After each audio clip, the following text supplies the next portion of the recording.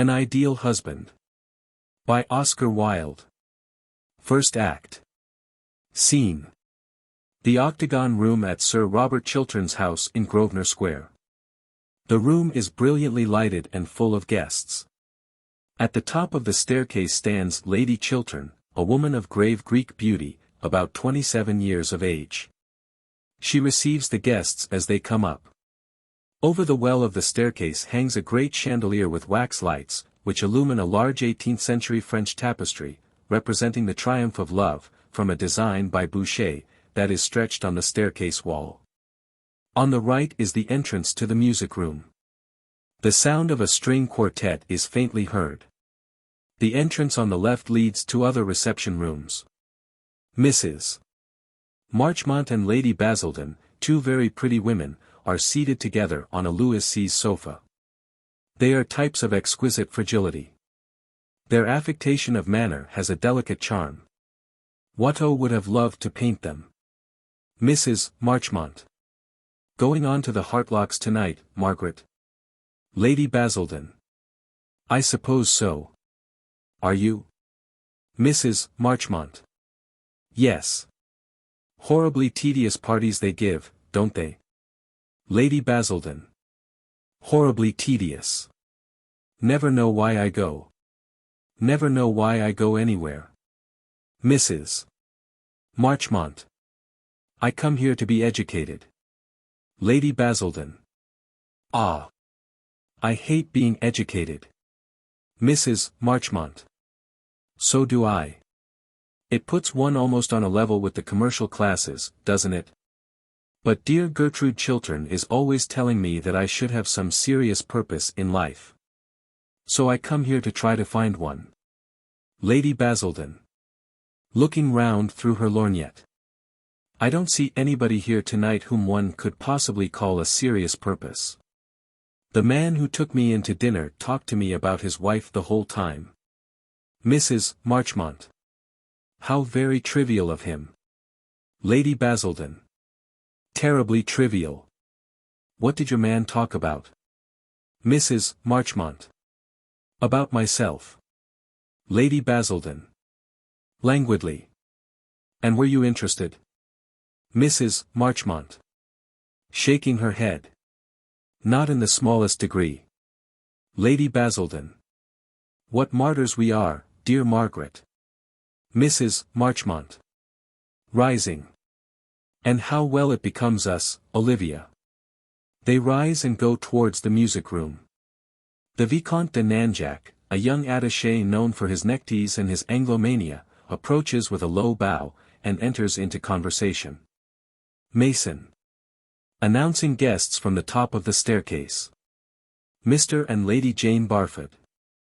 Lord Caversham. Enter Lord Caversham, an old gentleman of 70, wearing the riband and star of the Garter. A fine Whig type. Rather like a portrait by Lawrence. Lord Caversham. Good evening, Lady Chiltern. Has my good-for-nothing young son been here? Lady Chiltern. Smiling. I don't think Lord Goring has arrived yet. Mabel Chiltern. Coming up to Lord Caversham. Why do you call Lord Goring good-for-nothing? Mabel Chiltern is a perfect example of the English type of prettiness, the apple blossom type. She has all the fragrance and freedom of a flower.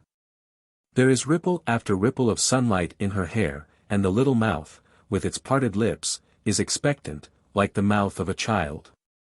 She has the fascinating tyranny of youth, and the astonishing courage of innocence. To sane people she is not reminiscent of any work of art. But she is really like a Tanagra statuette, and would be rather annoyed if she were told so. Lord Caversham. Because he leads such an idle life. Mabel Chiltern. How can you say such a thing? Why, he rides in the Row at 10 o'clock in the morning, goes to the opera 3 times a week, changes his clothes at least 5 times a day, and dines out every night of the season. You don't call that leading an idle life, do you? Lord Caversham. Looking at her with a kindly twinkle in his eyes. You are a very charming young lady. Mabel Chiltern. How sweet of you to say that, Lord Caversham. Do come to us more often. You know we are always at home on Wednesdays, and you look so well with your star. Lord Caversham. Never go anywhere now. Sick of London society. Shouldn't mind being introduced to my own tailor, he always votes on the right side. But object strongly to being sent down to dinner with my wife's milliner. Never could stand Lady Caversham's bonnets. Mabel Chiltern. Oh, I love London society. I think it has immensely improved. It is entirely composed now of beautiful idiots and brilliant lunatics. Just what society should be. Lord Caversham. Which is Goring? Beautiful idiot, or the other thing? Mabel Chiltern. Gravely. I have been obliged for the present to put Lord Goring into a class quite by himself. But he is developing charmingly. Lord Caversham. Into what? Mabel Chiltern. With a little curtsy. I hope to let you know very soon, Lord Caversham. Mason. Announcing guests. Lady Markby. Mrs. Cheveley. Enter Lady Markby and Mrs. Cheveley.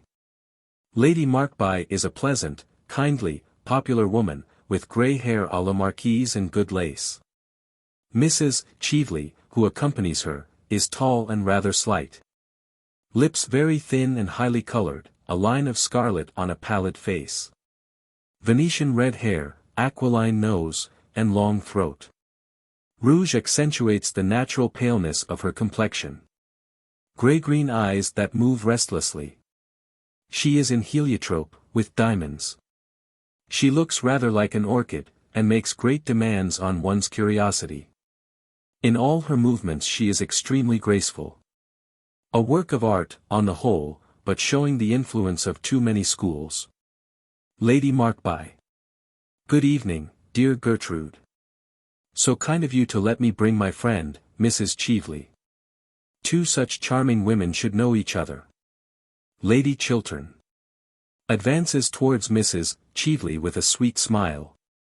Then suddenly stops, and bows rather distantly. I think Mrs. Cheveley and I have met before. I did not know she had married a second time. Lady Markby. Genially. Ah, nowadays people marry as often as they can, don't they? It is most fashionable. To Duchess of Marlborough. Dear Duchess, and how is the Duke? Brain still weak, I suppose. Well, that is only to be expected, is it not?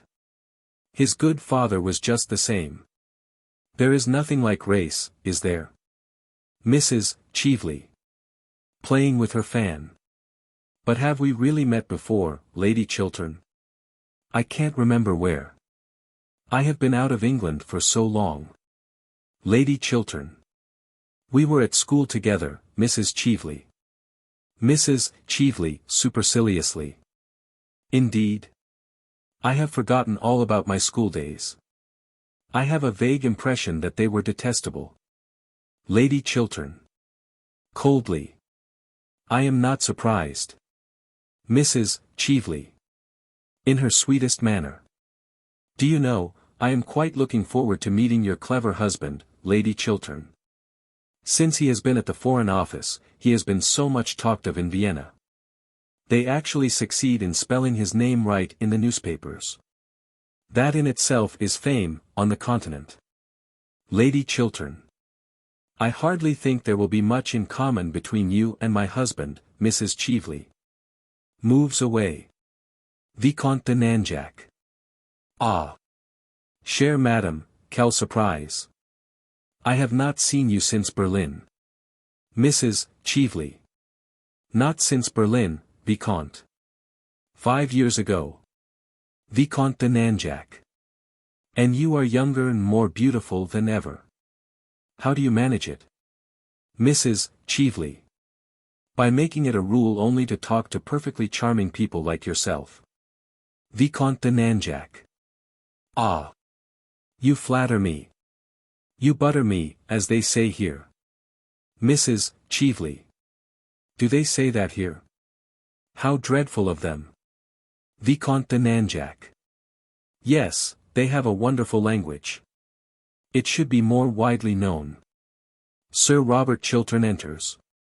A man of 40, but looking somewhat younger. Clean-shaven, with finely cut features, dark-haired and dark-eyed. A personality of mark. Not popular, few personalities are. But intensely admired by the few, and deeply respected by the many. The note of his manner is that of perfect distinction, with a slight touch of pride. One feels that he is conscious of the success he has made in life. A nervous temperament, with a tired look. The firmly chiseled mouth and chin contrast strikingly with the romantic expression in the deep-set eyes. The variance is suggestive of an almost complete separation of passion and intellect, as though thought and emotion were each isolated in its own sphere through some violence of willpower. There is nervousness in the nostrils, and in the pale, thin, pointed hands. It would be inaccurate to call him picturesque. Picturesqueness cannot survive the House of Commons. But Van Dyck would have liked to have painted his head. Sir Robert Chiltern. Good evening, Lady Markby. I hope you have brought Sir John with you. Lady Markby. Oh. I have brought a much more charming person than Sir John.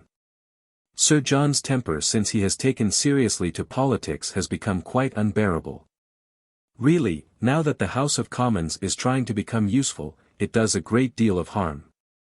Sir Robert Chiltern. I hope not, Lady Markby. At any rate we do our best to waste the public time, don't we? But who is this charming person you have been kind enough to bring to us? Lady Markby. Her name is Mrs. Cheveley.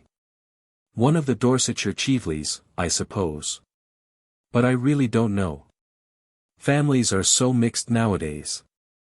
Indeed, as a rule, everybody turns out to be somebody else. Sir Robert Chiltern. Mrs. Cheveley. I seem to know the name. Lady Markby. She has just arrived from Vienna. Sir Robert Chiltern. Ah. Yes. I think I know whom you mean. Lady Markby. Oh.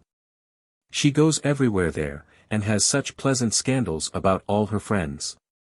I really must go to Vienna next winter. I hope there is a good chef at the embassy. Sir Robert Chiltern. If there is not, the ambassador will certainly have to be recalled.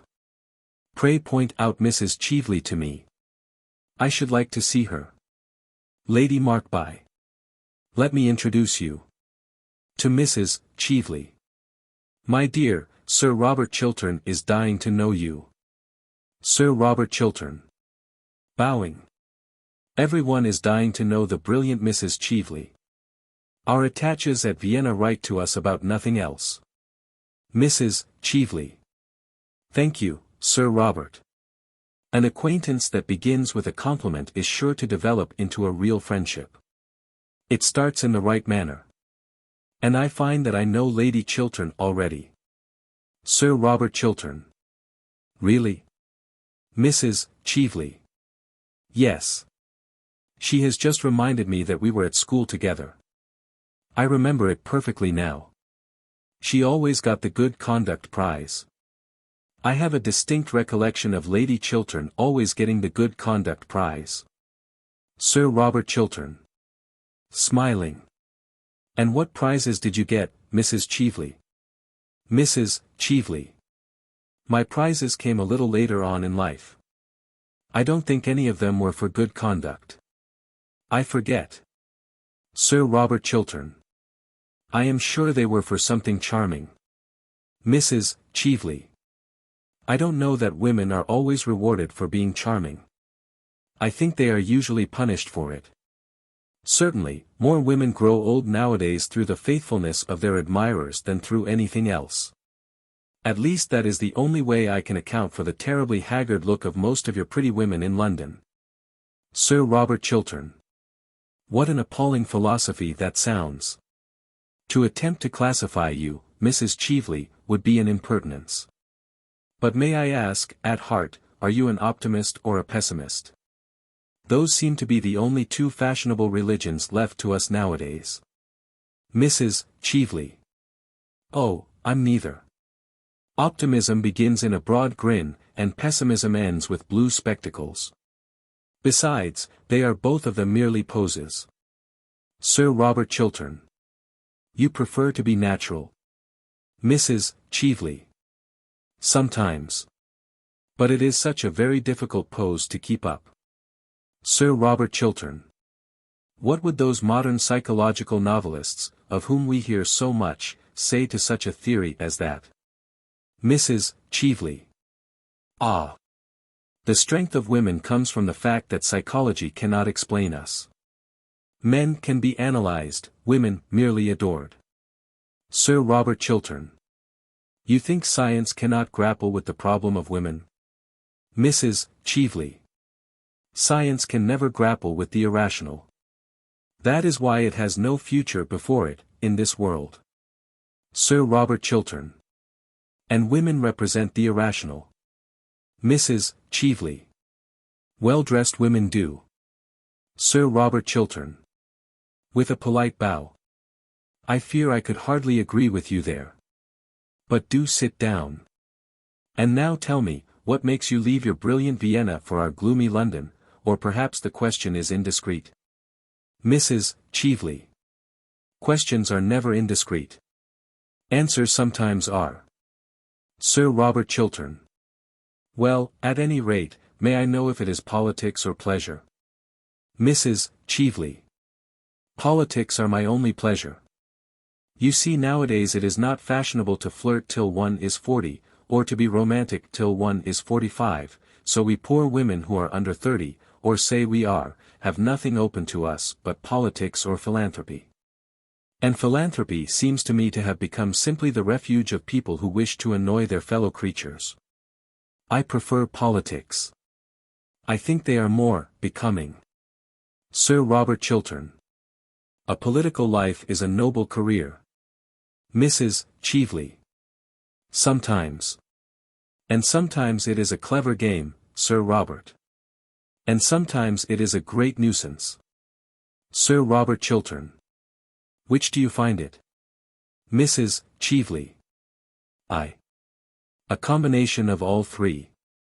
Drops her fan. Sir Robert Chiltern. Picks up fan. Allow me. Mrs. Cheveley. Thanks. Sir Robert Chiltern. But you have not told me yet what makes you honor London so suddenly. Our season is almost over. Mrs. Cheveley. Oh. I don't care about the London season. It is too matrimonial. People are either hunting for husbands, or hiding from them. I wanted to meet you. It is quite true. You know what a woman's curiosity is. Almost as great as a man's. I wanted immensely to meet you, and to ask you to do something for me. Sir Robert Chiltern. I hope it is not a little thing, Mrs. Cheveley. I find that little things are so very difficult to do. Mrs. Cheveley. After a moment's reflection. No, I don't think it is quite a little thing. Sir Robert Chiltern. I am so glad. Do tell me what it is. Mrs. Cheveley. Later on. Rises. And now may I walk through your beautiful house? I hear your pictures are charming. Poor Baron Arnheim, you remember the Baron, used to tell me you had some wonderful Corot. Sir Robert Chiltern. With an almost imperceptible start. Did you know Baron Arnheim well? Mrs. Cheveley. Smiling. Intimately. Did you? Sir Robert Chiltern. At one time. Mrs. Cheveley. Wonderful man, wasn't he? Sir Robert Chiltern. After a pause. He was very remarkable, in many ways. Mrs. Cheveley. I often think it such a pity he never wrote his memoirs. They would have been most interesting. Sir Robert Chiltern. Yes, he knew men and cities well, like the old Greek. Mrs. Cheveley. Without the dreadful disadvantage of having a Penelope waiting at home for him. Mason. Lord Goring. Enter Lord Goring. 34, but always says he is younger. A well-bred, expressionless face. He is clever, but would not like to be thought so. A flawless dandy, he would be annoyed if he were considered romantic. He plays with life, and is on perfectly good terms with the world. He is fond of being misunderstood. It gives him a post of vantage. Sir Robert Chiltern. Good evening, my dear Arthur. Mrs. Cheveley, allow me to introduce to you Lord Goring, the idlest man in London. Mrs. Cheveley. I have met Lord Goring before. Lord Goring. Bowing. I did not think you would remember me, Mrs. Cheveley. Mrs. Cheveley. My memory is under admirable control. And are you still a bachelor? Lord Goring. I believe so. Mrs. Cheveley. How very romantic. Lord Goring. Oh. I am not at all romantic. I am not old enough. I leave romance to my seniors. Sir Robert Chiltern. Lord Goring is the result of Boodle's Club, Mrs. Cheveley. Mrs. Cheveley. He reflects every credit on the institution. Lord Goring. May I ask, are you staying in London long? Mrs. Cheveley. That depends partly on the weather, partly on the cooking, and partly on Sir Robert. Sir Robert Chiltern. You are not going to plunge us into a European war, I hope. Mrs. Cheveley. There is no danger, at present. She nods to Lord Goring, with a look of amusement in her eyes, and goes out with Sir Robert Chiltern. Lord Goring saunters over to Mabel Chiltern. Mabel Chiltern. You are very late. Lord Goring. Have you missed me? Mabel Chiltern. Awfully. Lord Goring. Then I am sorry I did not stay away longer. I like being missed. Mabel Chiltern. How very selfish of you. Lord Goring. I am very selfish. Mabel Chiltern. You are always telling me of your bad qualities, Lord Goring. Lord Goring. I have only told you half of them as yet, Miss Mabel. Mabel Chiltern. Are the others very bad? Lord Goring. Quite dreadful. When I think of them at night I go to sleep at once. Mabel Chiltern. Well, I delight in your bad qualities. I wouldn't have you part with one of them. Lord Goring. How very nice of you. But then you are always nice. By the way, I want to ask you a question, Miss Mabel. Who brought Mrs. Cheveley here? That woman in heliotrope, who has just gone out of the room with your brother. Mabel Chiltern. Oh, I think Lady Markby brought her. Why do you ask? Lord Goring. I haven't seen her for years, that is all. Mabel Chiltern. What an absurd reason. Lord Goring. All reasons are absurd. Mabel Chiltern. What sort of a woman is she? Lord Goring. Oh. A genius in the daytime and a beauty at night. Mabel Chiltern. I dislike her already. Lord Goring. That shows your admirable good taste. Vicomte de Nanjac. Approaching. Ah, the English young lady is the dragon of good taste, is she not? Quite the dragon of good taste. Lord Goring. So the newspapers are always telling us. Vicomte de Nanjac. I read all your English newspapers. I find them so amusing. Lord Goring. Then, my dear Nanjac, you must certainly read between the lines. Vicomte de Nanjac. I should like to, but my professor objects. To Mabel Chiltern. May I have the pleasure of escorting you to the music room, mademoiselle? Mabel Chiltern. Looking very disappointed. Delighted, Vicomte, quite delighted. Turning to Lord Goring. Aren't you coming to the music room? Lord Goring. Not if there is any music going on, Miss Mabel. Mabel Chiltern. Severely. The music is in German. You would not understand it. Goes out with the Vicomte de Nanjac. Lord Caversham comes up to his son. Lord Caversham. Well, sir. What are you doing here? Wasting your life as usual. You should be in bed, sir. You keep too late hours. I heard of you the other night at Lady Rufford's dancing till 4 o'clock in the morning.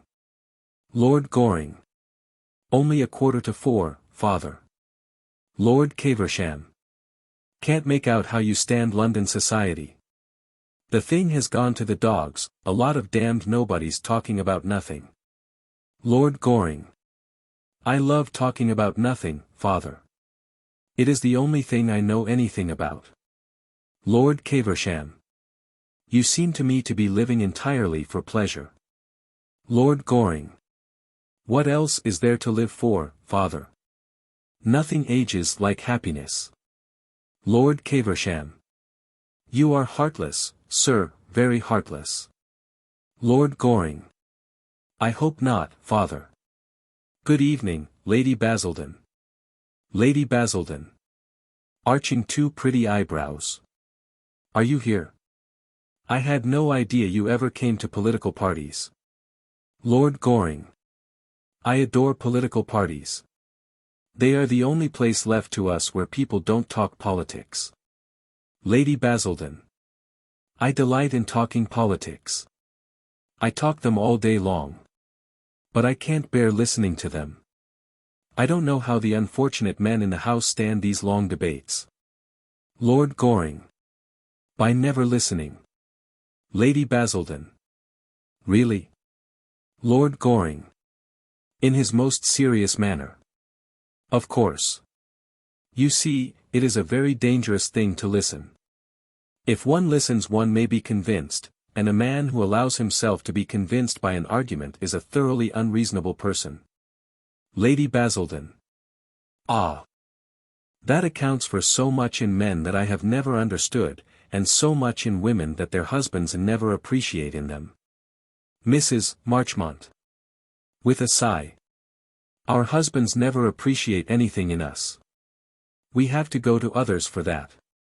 Lady Basildon. Emphatically. Yes, always to others, have we not? Lord Goring. Smiling. And those are the views of the two ladies who are known to have the most admirable husbands in London. Mrs. Marchmont. That is exactly what we can't stand. My Reginald is quite hopelessly faultless. He is really unendurably so, at times. There is not the smallest element of excitement in knowing him. Lord Goring. How terrible. Really, the thing should be more widely known. Lady Basildon. Basildon is quite as bad, he is as domestic as if he was a bachelor. Mrs. Marchmont. Pressing Lady Basildon's hand. My poor Olivia. We have married perfect husbands, and we are well punished for it. Lord Goring. I should have thought it was the husbands who were punished. Mrs. Marchmont. Drawing herself up. Oh, dear no. They are as happy as possible. And as for trusting us, it is tragic how much they trust us. Lady Basildon. Perfectly tragic. Lord Goring. Or comic, Lady Basildon. Lady Basildon. Certainly not comic, Lord Goring. How unkind of you to suggest such a thing. Mrs. Marchmont. I am afraid Lord Goring is in the camp of the enemy, as usual. I saw him talking to that Mrs. Cheveley when he came in. Lord Goring. Handsome woman, Mrs. Cheveley. Lady Basildon. Stiffly. Please don't praise other women in our presence. You might wait for us to do that. Lord Goring. I did wait. Mrs. Marchmont. Well, we are not going to praise her. I hear she went to the opera on Monday night, and told Tommy Rufford at supper that, as far as she could see, London society was entirely made up of dowdies and dandies. Lord Goring. She is quite right, too. The men are all dowdies and the women are all dandies, aren't they? Mrs. Marchmont. After a pause. Oh. Do you really think that is what Mrs. Cheveley meant? Lord Goring. Of course. And a very sensible remark for Mrs. Cheveley to make, too. Enter Mabel Chiltern. She joins the group. Mabel Chiltern. Why are you talking about Mrs. Cheveley? Everybody is talking about Mrs. Cheveley. Lord Goring says, what did you say, Lord Goring, about Mrs. Cheveley? Oh. I remember, that she was a genius in the daytime and a beauty at night. Lady Basildon. What a horrid combination. So very unnatural. Mrs. Marchmont. In her most dreamy manner. I like looking at geniuses, and listening to beautiful people. Lord Goring. Ah. That is morbid of you, Mrs. Marchmont. Mrs. Marchmont. Brightening to a look of real pleasure. I am so glad to hear you say that. Marchmont and I have been married for 7 years, and he has never once told me that I was morbid. Men are so painfully unobservant. Lady Basildon. Turning to her. I have always said, dear Margaret, that you were the most morbid person in London. Mrs. Marchmont. Ah. But you are always sympathetic, Olivia. Mabel Chiltern. Is it morbid to have a desire for food? I have a great desire for food. Lord Goring, will you give me some supper? Lord Goring. With pleasure, Miss Mabel. Moves away with her. Mabel Chiltern. How horrid you have been. You have never talked to me the whole evening. Lord Goring. How could I? You went away with the child diplomatist. Mabel Chiltern. You might have followed us. Pursuit would have been only polite. I don't think I like you at all this evening. Lord Goring. I like you immensely. Mabel Chiltern. Well, I wish you'd show it in a more marked way. They go downstairs. Mrs. Marchmont. Olivia, I have a curious feeling of absolute faintness. I think I should like some supper very much. I know I should like some supper. Lady Basildon. I am positively dying for supper, Margaret. Mrs. Marchmont. Men are so horribly selfish, they never think of these things. Lady Basildon. Men are grossly material, grossly material. The Vicomte de Nanjac enters from the music room with some other guests. After having carefully examined all the people present, he approaches Lady Basildon. Vicomte de Nanjac. May I have the honor of taking you down to supper, Comtesse? Lady Basildon. Coldly. I never take supper, thank you, Vicomte. The Vicomte is about to retire. Lady Basildon, seeing this, rises at once and takes his arm. But I will come down with you with pleasure. Vicomte de Nanjac. I am so fond of eating. I am very English in all my tastes. Lady Basildon. You look quite English, Vicomte, quite English. They pass out. Mr. Montfort, a perfectly groomed young dandy, approaches Mrs. Marchmont. Mr. Montfort. Like some supper, Mrs. Marchmont? Mrs. Marchmont. Languidly. Thank you, Mr. Montfort, I never touch supper. Rises hastily and takes his arm. But I will sit beside you, and watch you. Mr. Montfort. I don't know that I like being watched when I am eating. Mrs. Marchmont. Then I will watch someone else. Mr. Montfort. I don't know that I should like that either. Mrs. Marchmont. Severely. Pray, Mr. Montfort, do not make these painful scenes of jealousy in public. They go downstairs with the other guests, passing Sir Robert Chiltern and Mrs. Cheveley, who now enter. Sir Robert Chiltern. And are you going to any of our country houses before you leave England, Mrs. Cheveley? Mrs. Cheveley. Oh, no. I can't stand your English house parties. In England people actually try to be brilliant at breakfast. That is so dreadful of them. Only dull people are brilliant at breakfast. And then the family skeleton is always reading family prayers. My stay in England really depends on you, Sir Robert. Sits down on the sofa. Sir Robert Chiltern. Taking a seat beside her. Seriously? Mrs. Cheveley. Quite seriously. I want to talk to you about a great political and financial scheme, about this Argentine Canal Company, in fact. Sir Robert Chiltern. What a tedious, practical subject for you to talk about, Mrs. Cheveley. Mrs. Cheveley. Oh, I like tedious, practical subjects. What I don't like are tedious, practical people. There is a wide difference. Besides, you are interested, I know, in international canal schemes. You were Lord Radley's secretary, weren't you, when the government bought the Suez Canal shares? Sir Robert Chiltern. Yes. But the Suez Canal was a very great and splendid undertaking. It gave us our direct route to India. It had imperial value. It was necessary that we should have control. This Argentine scheme is a commonplace stock exchange swindle. Mrs. Cheveley. A speculation, Sir Robert. A brilliant, daring speculation. Sir Robert Chiltern. Believe me, Mrs. Cheveley, it is a swindle. Let us call things by their proper names. It makes matters simpler. We have all the information about it at the Foreign Office.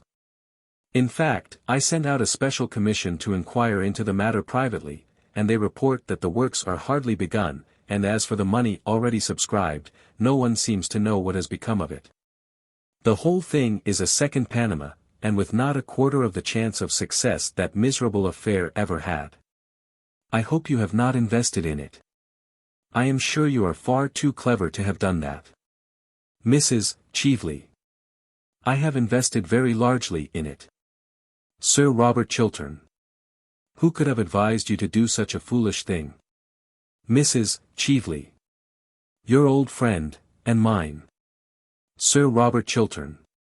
Who? Mrs. Cheveley. Baron Arnheim. Sir Robert Chiltern. Frowning. Ah.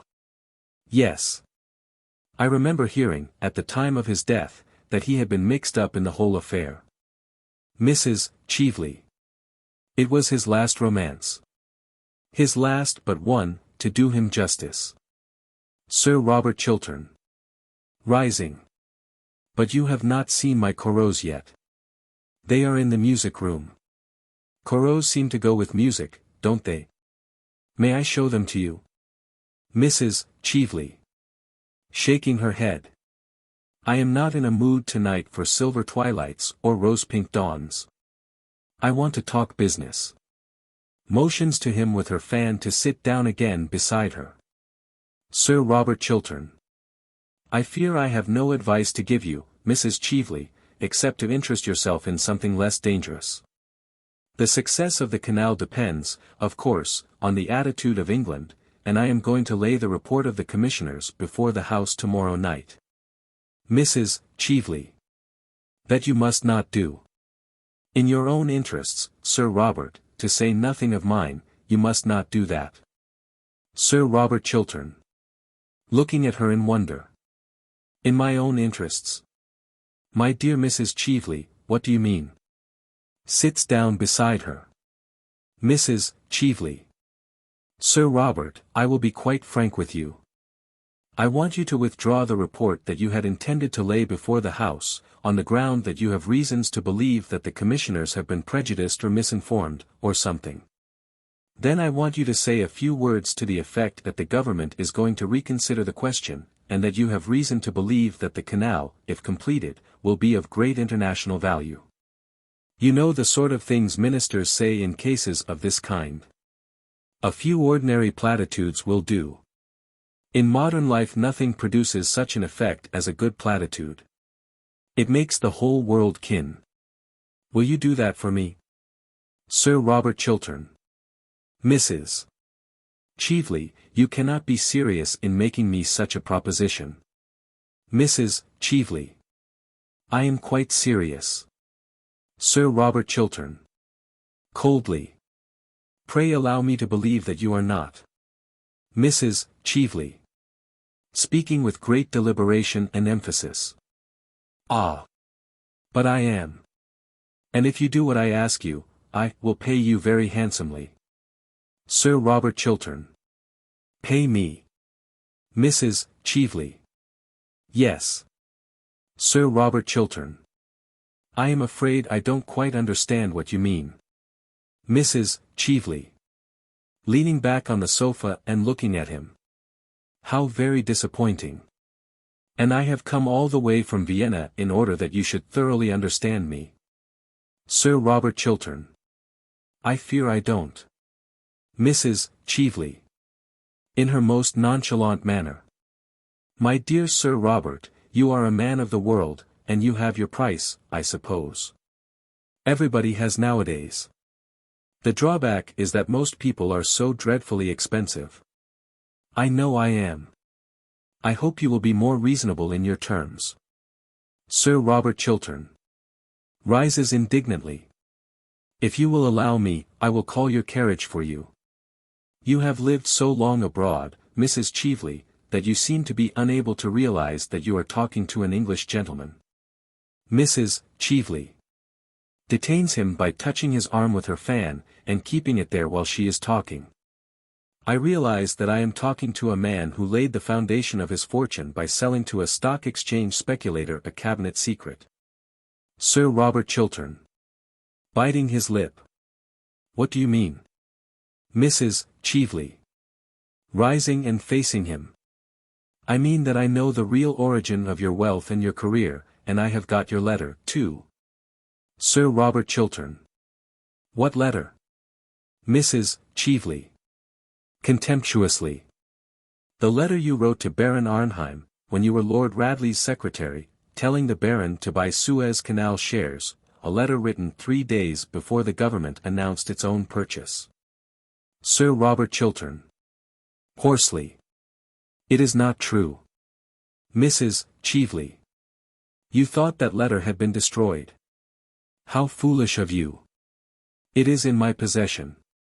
Sir Robert Chiltern. The affair to which you allude was no more than a speculation. The House of Commons had not yet passed the bill.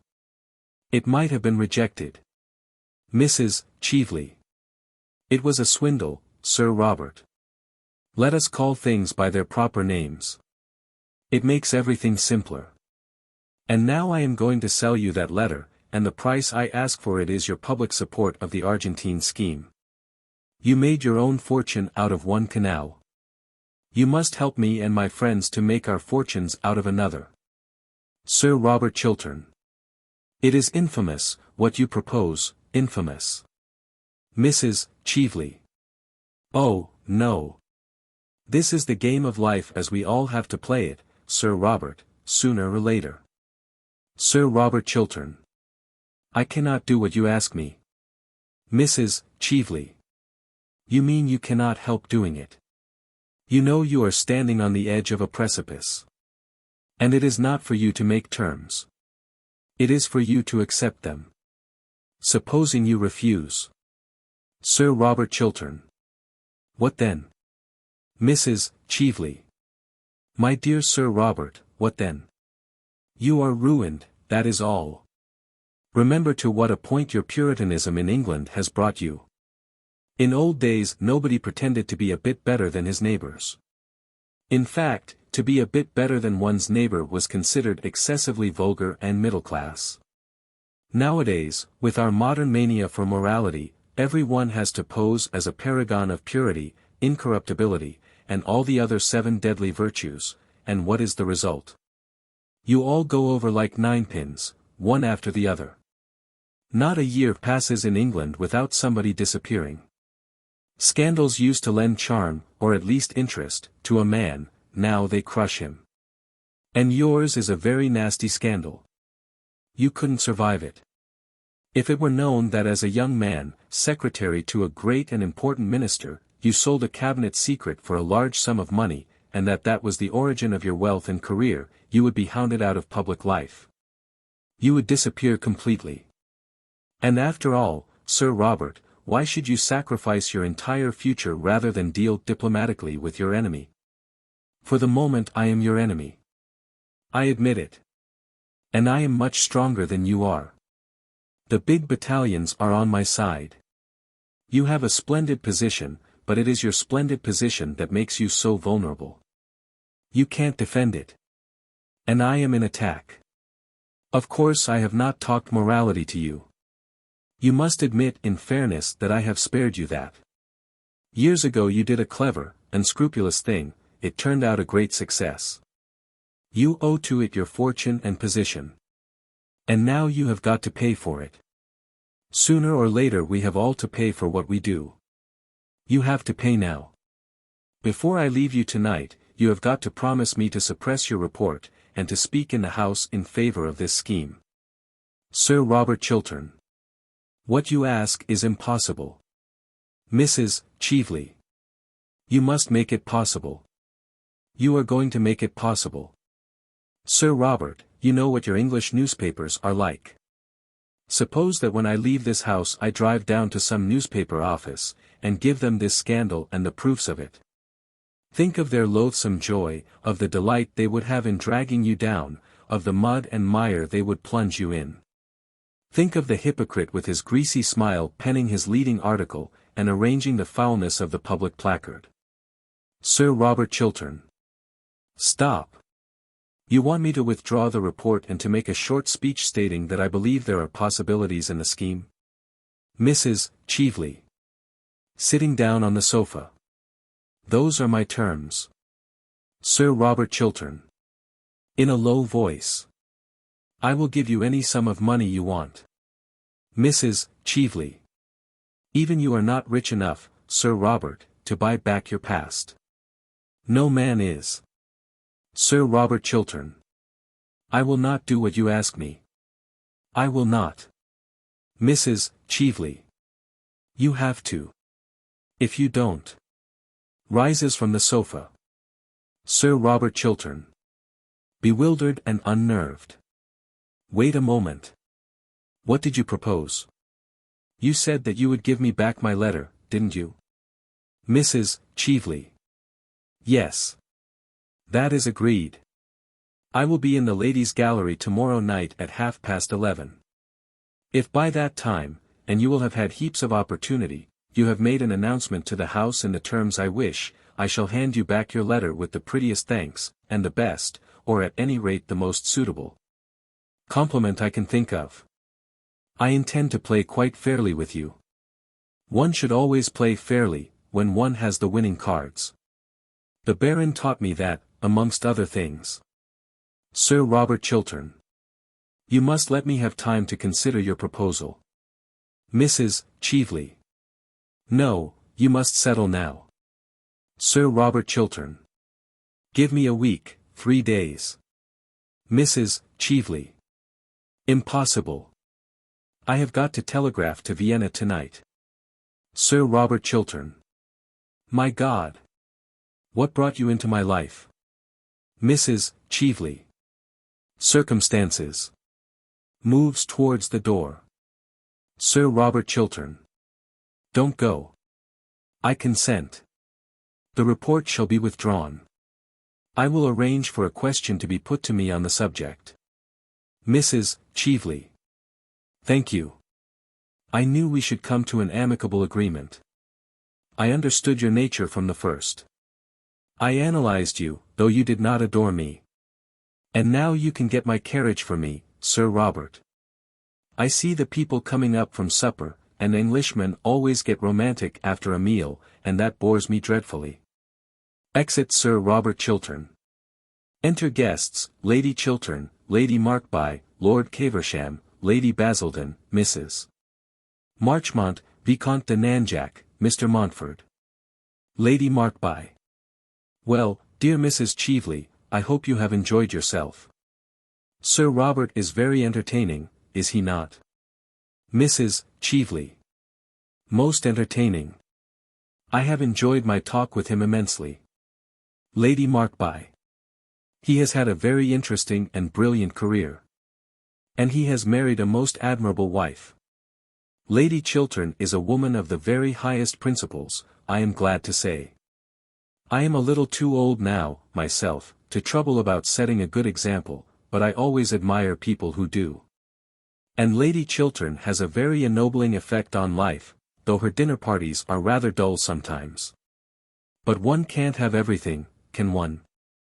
And now I must go, dear. Shall I call for you tomorrow? Mrs. Cheveley. Thanks. Lady Markby. We might drive in the park at 5. Everything looks so fresh in the park now. Mrs. Cheveley. Except the people. Lady Markby. Perhaps the people are a little jaded. I have often observed that the season as it goes on produces a kind of softening of the brain. However, I think anything is better than high intellectual pressure. That is the most unbecoming thing there is. It makes the noses of the young girls so particularly large. And there is nothing so difficult to marry as a large nose, men don't like them. Good night, dear. To Lady Chiltern. Good night, Gertrude. Goes out on Lord Caversham's arm. Mrs. Cheveley. What a charming house you have, Lady Chiltern. I have spent a delightful evening. It has been so interesting getting to know your husband. Lady Chiltern. Why did you wish to meet my husband, Mrs. Cheveley? Mrs. Cheveley. Oh, I will tell you. I wanted to interest him in this Argentine canal scheme, of which I dare say you have heard. And I found him most susceptible to reason, I mean. A rare thing in a man. I converted him in 10 minutes. He is going to make a speech in the House tomorrow night in favor of the idea. We must go to the ladies' gallery and hear him. It will be a great occasion. Lady Chiltern. There must be some mistake. That scheme could never have my husband's support. Mrs. Cheveley. Oh, I assure you it's all settled. I don't regret my tedious journey from Vienna now. It has been a great success. But, of course, for the next 24 hours the whole thing is a dead secret.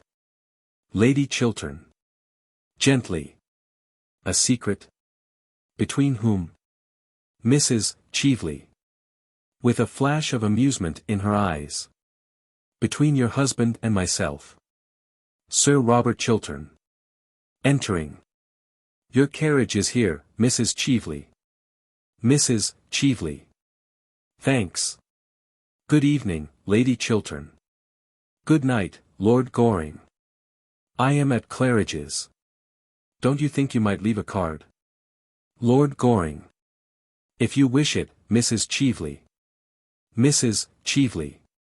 Oh, don't be so solemn about it, or I shall be obliged to leave a card on you. In England I suppose that would hardly be considered en règle. Abroad, we are more civilized. Will you see me down, Sir Robert? Now that we have both the same interests at heart we shall be great friends, I hope. Sails out on Sir Robert Chiltern's arm. Lady Chiltern goes to the top of the staircase and looks down at them as they descend. Her expression is troubled. After a little time she is joined by some of the guests, and passes with them into another reception room. Mabel Chiltern. What a horrid woman. Lord Goring. You should go to bed, Miss Mabel. Mabel Chiltern. Lord Goring. Lord Goring. My father told me to go to bed an hour ago. I don't see why I shouldn't give you the same advice. I always pass on good advice. It is the only thing to do with it. It is never of any use to oneself. Mabel Chiltern. Lord Goring, you are always ordering me out of the room. I think it most courageous of you. Especially as I am not going to bed for hours. Goes over to the sofa. You can come and sit down if you like, and talk about anything in the world, except the Royal Academy, Mrs. Cheveley, or novels in Scotch dialect. They are not improving subjects. Catches sight of something that is lying on the sofa half hidden by the cushion. What is this? Someone has dropped a diamond brooch. Quite beautiful, isn't it? Shows it to him. I wish it was mine, but Gertrude won't let me wear anything but pearls, and I am thoroughly sick of pearls. They make one look so plain, so good and so intellectual. I wonder whom the brooch belongs to. Lord Goring. I wonder who dropped it. Mabel Chiltern. It is a beautiful brooch. Lord Goring. It is a handsome bracelet. Mabel Chiltern. It isn't a bracelet. It's a brooch. Lord Goring. It can be used as a bracelet. Takes it from her, and, pulling out a green letter case, puts the ornament carefully in it, and replaces the whole thing in his breast pocket with the most perfect sang-froid. Mabel Chiltern. What are you doing? Lord Goring. Miss Mabel, I am going to make a rather strange request to you. Mabel Chiltern. Eagerly. Oh, pray do. I have been waiting for it all the evening. Lord Goring. Is a little taken aback, but recovers himself. Don't mention to anybody that I have taken charge of this brooch. Should anyone write and claim it, let me know at once. Mabel Chiltern. That is a strange request. Lord Goring. Well, you see, I gave this brooch to somebody once, years ago. Mabel Chiltern. You did? Lord Goring. Yes. Lady Chiltern enters alone. The other guests have gone. Mabel Chiltern. Then I shall certainly bid you good night. Good night, Gertrude. Exit. Lady Chiltern. Good night, dear. To Lord Goring. You saw whom Lady Markby brought here tonight? Lord Goring. Yes. It was an unpleasant surprise. What did she come here for? Lady Chiltern. Apparently to try and lure Robert to uphold some fraudulent scheme in which she is interested. The Argentine Canal, in fact. Lord Goring. She has mistaken her man, hasn't she? Lady Chiltern. She is incapable of understanding an upright nature like my husband's. Lord Goring. Yes. I should fancy she came to grief if she tried to get Robert into her toils. It is extraordinary what astounding mistakes clever women make. Lady Chiltern. I don't call women of that kind clever. I call them stupid. Lord Goring. Same thing often. Good night, Lady Chiltern. Lady Chiltern. Good night. Enter Sir Robert Chiltern. Sir Robert Chiltern. My dear Arthur, you are not going. Do stop a little. Lord Goring. Afraid I can't, thanks. I have promised to look in at the Hartlocks. I believe they have got a Mauve Hungarian band that plays Mauve Hungarian music. See you soon. Goodbye. Exit. Sir Robert Chiltern. How beautiful you look tonight, Gertrude. Lady Chiltern. Robert, it is not true, is it? You are not going to lend your support to this Argentine speculation. You couldn't. Sir Robert Chiltern. Starting. Who told you I intended to do so? Lady Chiltern. That woman who has just gone out, Mrs. Cheveley, as she calls herself now. She seemed to taunt me with it. Robert, I know this woman. You don't. We were at school together. She was untruthful, dishonest, an evil influence on everyone whose trust or friendship she could win. I despised her. She stole things, she was a thief. She was sent away for being a thief. Why do you let her influence you? Sir Robert Chiltern. Gertrude, what you tell me may be true, but it happened many years ago. It is best forgotten. Mrs. Cheveley may have changed since then.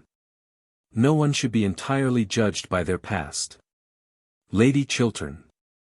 Sadly. One's past is what one is. It is the only way by which people should be judged. Sir Robert Chiltern.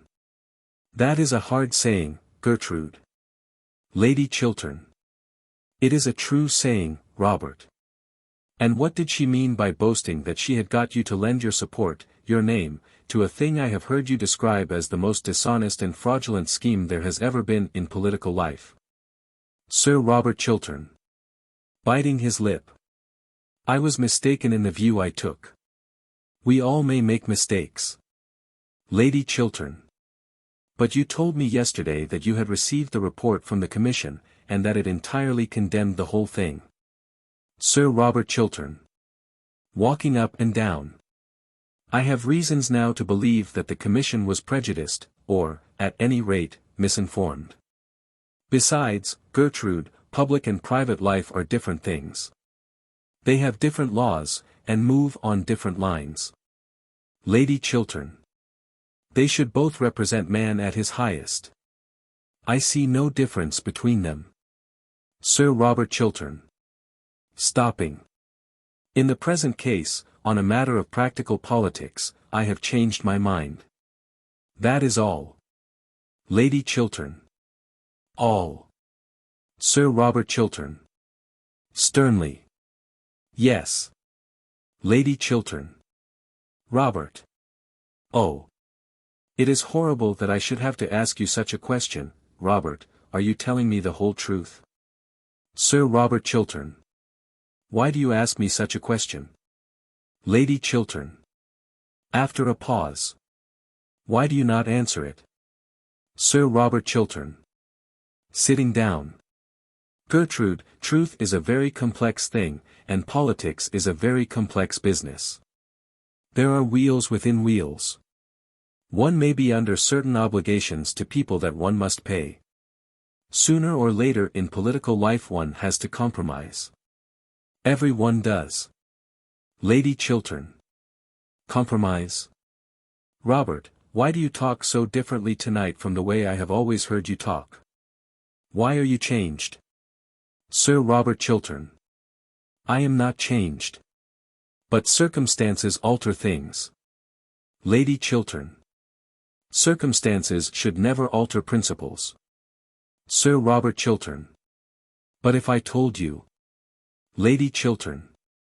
What? Sir Robert Chiltern. That it was necessary, vitally necessary. Lady Chiltern. It can never be necessary to do what is not honorable.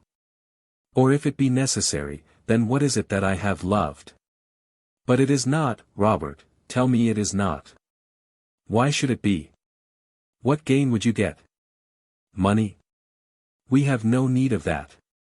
And money that comes from a tainted source is a degradation. Power?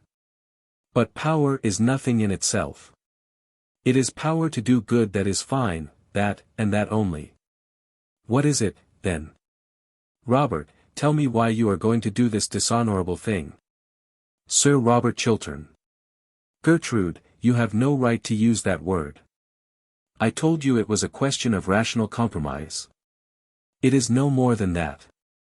Lady Chiltern. Robert, that is all very well for other men, for men who treat life simply as a sordid speculation, but not for you, Robert, not for you. You are different. All your life you have stood apart from others. You have never let the world soil you. To the world, as to myself, you have been an ideal always. Oh. Be that ideal still. That great inheritance throw not away, that tower of ivory do not destroy. Robert, men can love what is beneath them, things unworthy, stained, dishonored. We women worship when we love, and when we lose our worship, we lose everything. Oh. Don't kill my love for you, don't kill that. Sir Robert Chiltern. Gertrude. Lady Chiltern. I know that there are men with horrible secrets in their lives, men who have done some shameful thing, and who in some critical moment have to pay for it, by doing some other act of shame. Oh. Don't tell me you are such as they are. Robert, is there in your life any secret dishonor or disgrace? Tell me at once, that. Sir Robert Chiltern. That what? Lady Chiltern. Speaking very slowly. That our lives may drift apart. Sir Robert Chiltern. Drift apart. Lady Chiltern. That they may be entirely separate. It would be better for us both. Sir Robert Chiltern. Gertrude, there is nothing in my past life that you might not know. Lady Chiltern.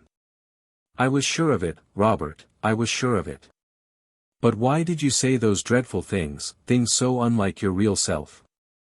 Don't let us ever talk about the subject again. You will write, won't you, to Mrs. Cheveley, and tell her that you cannot support this scandalous scheme of hers? If you have given her any promise you must take it back, that is all. Sir Robert Chiltern. Must I write and tell her that? Lady Chiltern. Surely, Robert. What else is there to do? Sir Robert Chiltern. I might see her personally. It would be better. Lady Chiltern. You must never see her again, Robert. She is not a woman you should ever speak to. She is not worthy to talk to a man like you. No. You must write to her at once, now, this moment, and let your letter show her that your decision is quite irrevocable. Sir Robert Chiltern. Write this moment. Lady Chiltern. Yes. Sir Robert Chiltern. But it is so late. It is close on 12. Lady Chiltern. That makes no matter. She must know at once that she has been mistaken in you, and that you are not a man to do anything base or underhand or dishonorable. Write here, Robert. Write that you decline to support this scheme of hers, as you hold it to be a dishonest scheme. Yes, write the word dishonest. She knows what that word means. Sir Robert Chiltern sits down and writes a letter. His wife takes it up and reads it. Yes, that will do. Rings bell. And now the envelope. He writes the envelope slowly. Enter Mason. Have this letter sent at once to Claridge's Hotel. There is no answer. Exit Mason. Lady Chiltern kneels down beside her husband, and puts her arms around him. Robert, love gives one an instinct to things. I feel tonight that I have saved you from something that might have been a danger to you, from something that might have made men honor you less than they do. I don't think you realize sufficiently, Robert, that you have brought into the political life of our time a nobler atmosphere, a finer attitude towards life, a freer air of purer aims and higher ideals. I know it, and for that I love you, Robert. Sir Robert Chiltern.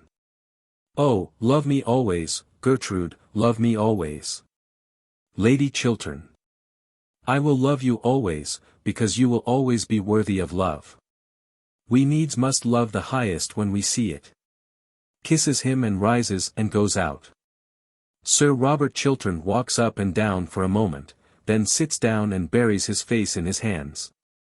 The servant enters and begins pulling out the lights. Sir Robert Chiltern looks up. Sir Robert Chiltern. Put out the lights, Mason, put out the lights. The servant puts out the lights. The room becomes almost dark. The only light there is comes from the great chandelier that hangs over the staircase and illumines the tapestry of the triumph of love. Act drop. Second act. Scene. Morning room at Sir Robert Chiltern's house. Lord Goring, dressed in the height of fashion, is lounging in an armchair. Sir Robert Chiltern is standing in front of the fireplace. He is evidently in a state of great mental excitement and distress. As the scene progresses he paces nervously up and down the room. Lord Goring. My dear Robert, it's a very awkward business, very awkward indeed. You should have told your wife the whole thing. Secrets from other people's wives are a necessary luxury in modern life. So, at least, I am always told at the club by people who are bald enough to know better. But no man should have a secret from his own wife. She invariably finds it out. Women have a wonderful instinct about things. They can discover everything except the obvious. Sir Robert Chiltern. Arthur, I couldn't tell my wife. When could I have told her? Not last night. It would have made a lifelong separation between us, and I would have lost the love of the one woman in the world I worship, of the only woman who has ever stirred love within me. Last night it would have been quite impossible. She would have turned from me in horror and in contempt. Lord Goring. Is Lady Chiltern as perfect as all that? Sir Robert Chiltern. Yes, my wife is as perfect as all that. Lord Goring. Taking off his left-hand glove. What a pity. I beg your pardon, my dear fellow, I didn't quite mean that. But if what you tell me is true, I should like to have a serious talk about life with Lady Chiltern. Sir Robert Chiltern. It would be quite useless. Lord Goring. May I try? Sir Robert Chiltern. Yes, but nothing could make her alter her views. Lord Goring. Well, at the worst it would simply be a psychological experiment. Sir Robert Chiltern. All such experiments are terribly dangerous. Lord Goring. Everything is dangerous, my dear fellow. If it wasn't so, life wouldn't be worth living. Well, I am bound to say that I think you should have told her years ago. Sir Robert Chiltern. When? When we were engaged? Do you think she would have married me if she had known that the origin of my fortune is such as it is, the basis of my career such as it is, and that I had done a thing that I suppose most men would call shameful and dishonorable? Lord Goring. Slowly. Yes, most men would call it ugly names. There is no doubt of that. Sir Robert Chiltern. Bitterly. Men who every day do something of the same kind themselves. Men who, each one of them, have worse secrets in their own lives. Lord Goring. That is the reason they are so pleased to find out other people's secrets. It distracts public attention from their own. Sir Robert Chiltern. And, after all, whom did I wrong by what I did? No one. Lord Goring. Looking at him steadily. Except yourself, Robert. Sir Robert Chiltern.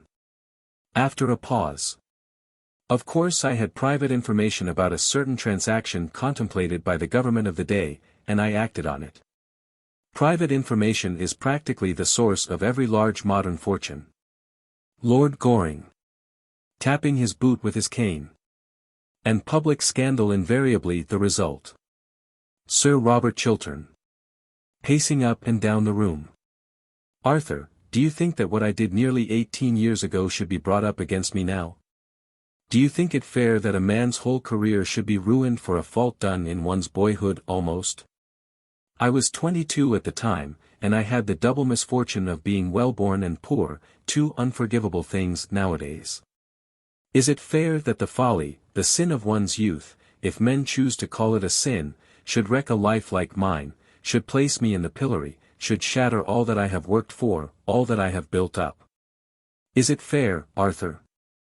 Lord Goring. Life is never fair, Robert. And perhaps it is a good thing for most of us that it is not. Sir Robert Chiltern. Every man of ambition has to fight his century with its own weapons. What this century worships is wealth. The god of this century is wealth. To succeed one must have wealth. At all costs one must have wealth. Lord Goring. You underrate yourself, Robert. Believe me, without wealth you could have succeeded just as well. Sir Robert Chiltern. When I was old, perhaps. When I had lost my passion for power, or could not use it. When I was tired, worn out, disappointed. I wanted my success when I was young. Youth is the time for success. I couldn't wait. Lord Goring. Well, you certainly have had your success while you are still young. No one in our day has had such a brilliant success. Under-Secretary for Foreign Affairs at the age of 40, that's good enough for anyone, I should think. Sir Robert Chiltern. And if it is all taken away from me now? If I lose everything over a horrible scandal? If I am hounded from public life? Lord Goring. Robert, how could you have sold yourself for money? Sir Robert Chiltern. Excitedly. I did not sell myself for money. I bought success at a great price. That is all. Lord Goring. Gravely. Yes, you certainly paid a great price for it. But what first made you think of doing such a thing? Sir Robert Chiltern. Baron Arnheim. Lord Goring. Damned scoundrel. Sir Robert Chiltern. No, he was a man of a most subtle and refined intellect. A man of culture, charm, and distinction. One of the most intellectual men I ever met. Lord Goring. Ah! I prefer a gentlemanly fool any day. There is more to be said for stupidity than people imagine. Personally, I have a great admiration for stupidity. It is a sort of fellow feeling, I suppose. But how did he do it? Tell me the whole thing. Sir Robert Chiltern. Throws himself into an armchair by the writing table. One night after dinner at Lord Radley's, the Baron began talking about success in modern life as something that one could reduce to an absolutely definite science. With that wonderfully fascinating quiet voice of his, he expounded to us the most terrible of all philosophies, the philosophy of power, preached to us the most marvelous of all gospels, the gospel of gold. I think he saw the effect he had produced on me, for some days afterwards he wrote and asked me to come and see him. He was living then in Park Lane, in the house Lord Woolcombe has now. I remember so well how, with a strange smile on his pale, curved lips, he led me through his wonderful picture gallery, showed me his tapestries, his enamels, his jewels, his carved ivories. Made me wonder at the strange loveliness of the luxury in which he lived. And then told me that luxury was nothing but a background, a painted scene in a play, and that power over other men, power over the world, was the one thing worth having, the one supreme pleasure worth knowing, the one joy one never tired of. And that in our century only the rich possessed it. Lord Goring. With great deliberation. A thoroughly shallow creed. Sir Robert Chiltern. Rising. I didn't think so then. I don't think so now. Wealth has given me enormous power. It gave me at the very outset of my life freedom, and freedom is everything. You have never been poor, and never known what ambition is. You cannot understand what a wonderful chance the Baron gave me. Such a chance as few men get. Lord Goring. Fortunately for them, if one is to judge by results. But tell me definitely, how did the Baron finally persuade you to do what you did? Sir Robert Chiltern. When I was going away he said to me that if I ever could give him any private information of real value he would make me a very rich man. I was dazed at the prospect he held out to me, and my ambition and my desire for power were at that time boundless. 6 weeks later certain private documents passed through my hands. Lord Goring. Keeping his eyes steadily fixed on the carpet. State documents? Sir Robert Chiltern. Yes. Lord Goring sighs, then passes his hand across his forehead and looks up. Lord Goring. I had no idea that you, of all men in the world, could have been so weak, Robert, as to yield to such a temptation as Baron Arnheim held out to you. Sir Robert Chiltern. Weak? Oh, I am sick of hearing that phrase. Sick of using it about others. Weak? Do you really think, Arthur, that it is weakness that yields to temptation? I tell you that there are terrible temptations that it requires strength and courage, to yield to. To stake all one's life on a single moment, to risk everything on one throw, whether the stake be power or pleasure, I care not, there is no weakness in that. There is a terrible courage. I had that courage. I sat down the same afternoon and wrote Baron Arnheim the letter this woman now holds. He made $750,000 over the transaction. Lord Goring. And you? Sir Robert Chiltern. I received from the Baron £110,000. Lord Goring. You were worth more, Robert. Sir Robert Chiltern. No, that money gave me exactly what I wanted, power over others. I went into the house immediately. The Baron advised me in finance from time to time. Before 5 years I had almost trebled my fortune. Since then everything that I have touched has turned out a success. In all things connected with money I have had a luck so extraordinary that sometimes it has made me almost afraid. I remember having read somewhere, in some strange book, that when the gods wish to punish us they answer our prayers. Lord Goring. But tell me, Robert, did you never suffer any regret for what you had done? Sir Robert Chiltern. No. I felt that I had fought the century with its own weapons, and won. Lord Goring. Sadly. You thought you had won. Sir Robert Chiltern. I thought so. After a long pause. Arthur, do you despise me for what I have told you? Lord Goring. With deep feeling in his voice. I am very sorry for you, Robert, very sorry indeed. Sir Robert Chiltern. I don't say that I suffered any remorse. I didn't. Not remorse in the ordinary, rather silly sense of the word. But I have paid conscience money many times. I had a wild hope that I might disarm destiny. The sum Baron Arnheim gave me I have distributed twice over in public charities since then.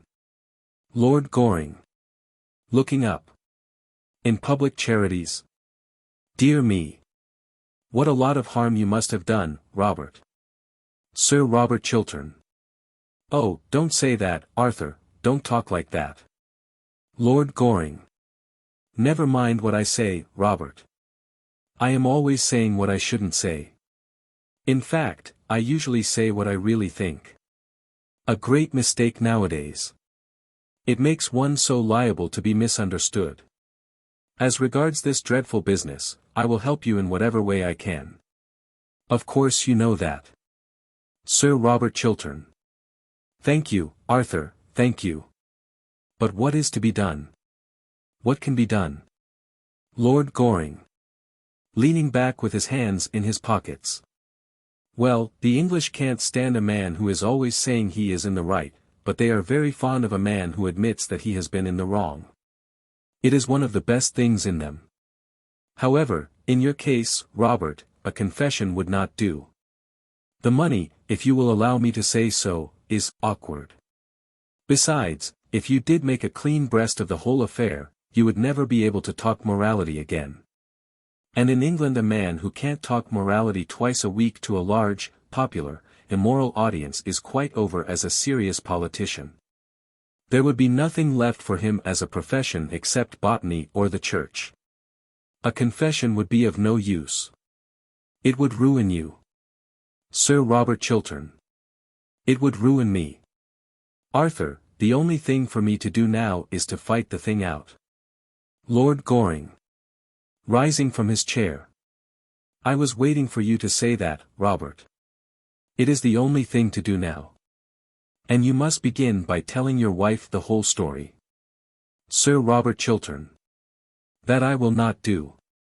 Lord Goring. Robert, believe me, you are wrong. Sir Robert Chiltern. I couldn't do it. It would kill her love for me. And now about this woman, this Mrs. Cheveley. How can I defend myself against her? You knew her before, Arthur, apparently. Lord Goring. Yes. Sir Robert Chiltern. Did you know her well? Lord Goring. Arranging his necktie. So little that I got engaged to be married to her once, when I was staying at the Tenbys. The affair lasted for 3 days, nearly. Sir Robert Chiltern. Why was it broken off? Lord Goring. Airily. Oh, I forget.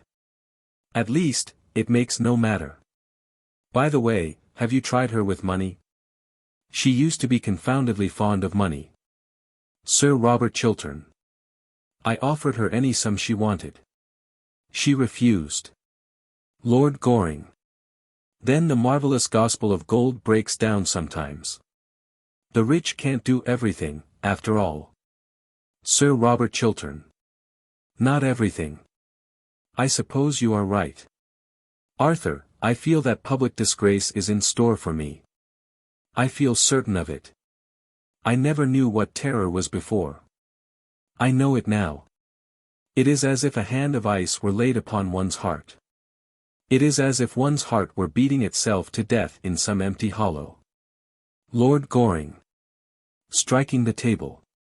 Robert, you must fight her. You must fight her. Sir Robert Chiltern. But how? Lord Goring. I can't tell you how at present. I have not the smallest idea. But everyone has some weak point. There is some flaw in each one of us. Strolls to the fireplace and looks at himself in the glass. My father tells me that even I have faults. Perhaps I have. I don't know.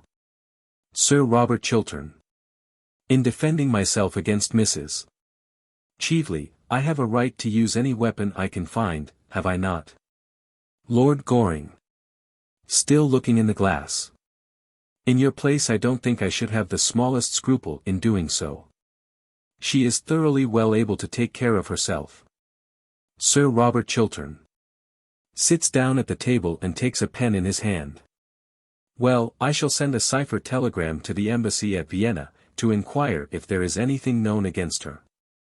There may be some secret scandal she might be afraid of. Lord Goring. Settling his buttonhole. Oh, I should fancy Mrs. Chively is one of those very modern women of our time who find a new scandal as becoming as a new bonnet, and air them both in the park every afternoon at 5:30. I am sure she adores scandals, and that the sorrow of her life at present is that she can't manage to have enough of them. Sir Robert Chiltern. Writing. Why do you say that? Lord Goring. Turning round. Well, she wore far too much rouge last night, and not quite enough clothes. That is always a sign of despair in a woman. Sir Robert Chiltern. Striking a bell. But it is worth while my wiring to Vienna, is it not? Lord Goring.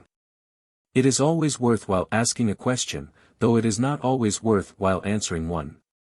Enter Mason. Sir Robert Chiltern. Is Mr. Trafford in his room? Mason. Yes, Sir Robert. Sir Robert Chiltern. Puts what he has written into an envelope, which he then carefully closes. Tell him to have this sent off in cipher at once.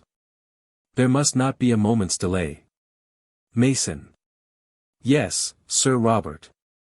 Sir Robert Chiltern. Oh. Just give that back to me again. Write something on the envelope. Mason then goes out with the letter. Sir Robert Chiltern. She must have had some curious hold over Baron Arnheim. I wonder what it was. Lord Goring. Smiling. I wonder. Sir Robert Chiltern. I will fight her to the death, as long as my wife knows nothing. Lord Goring. Strongly. Oh, fight in any case, in any case. Sir Robert Chiltern. With a gesture of despair.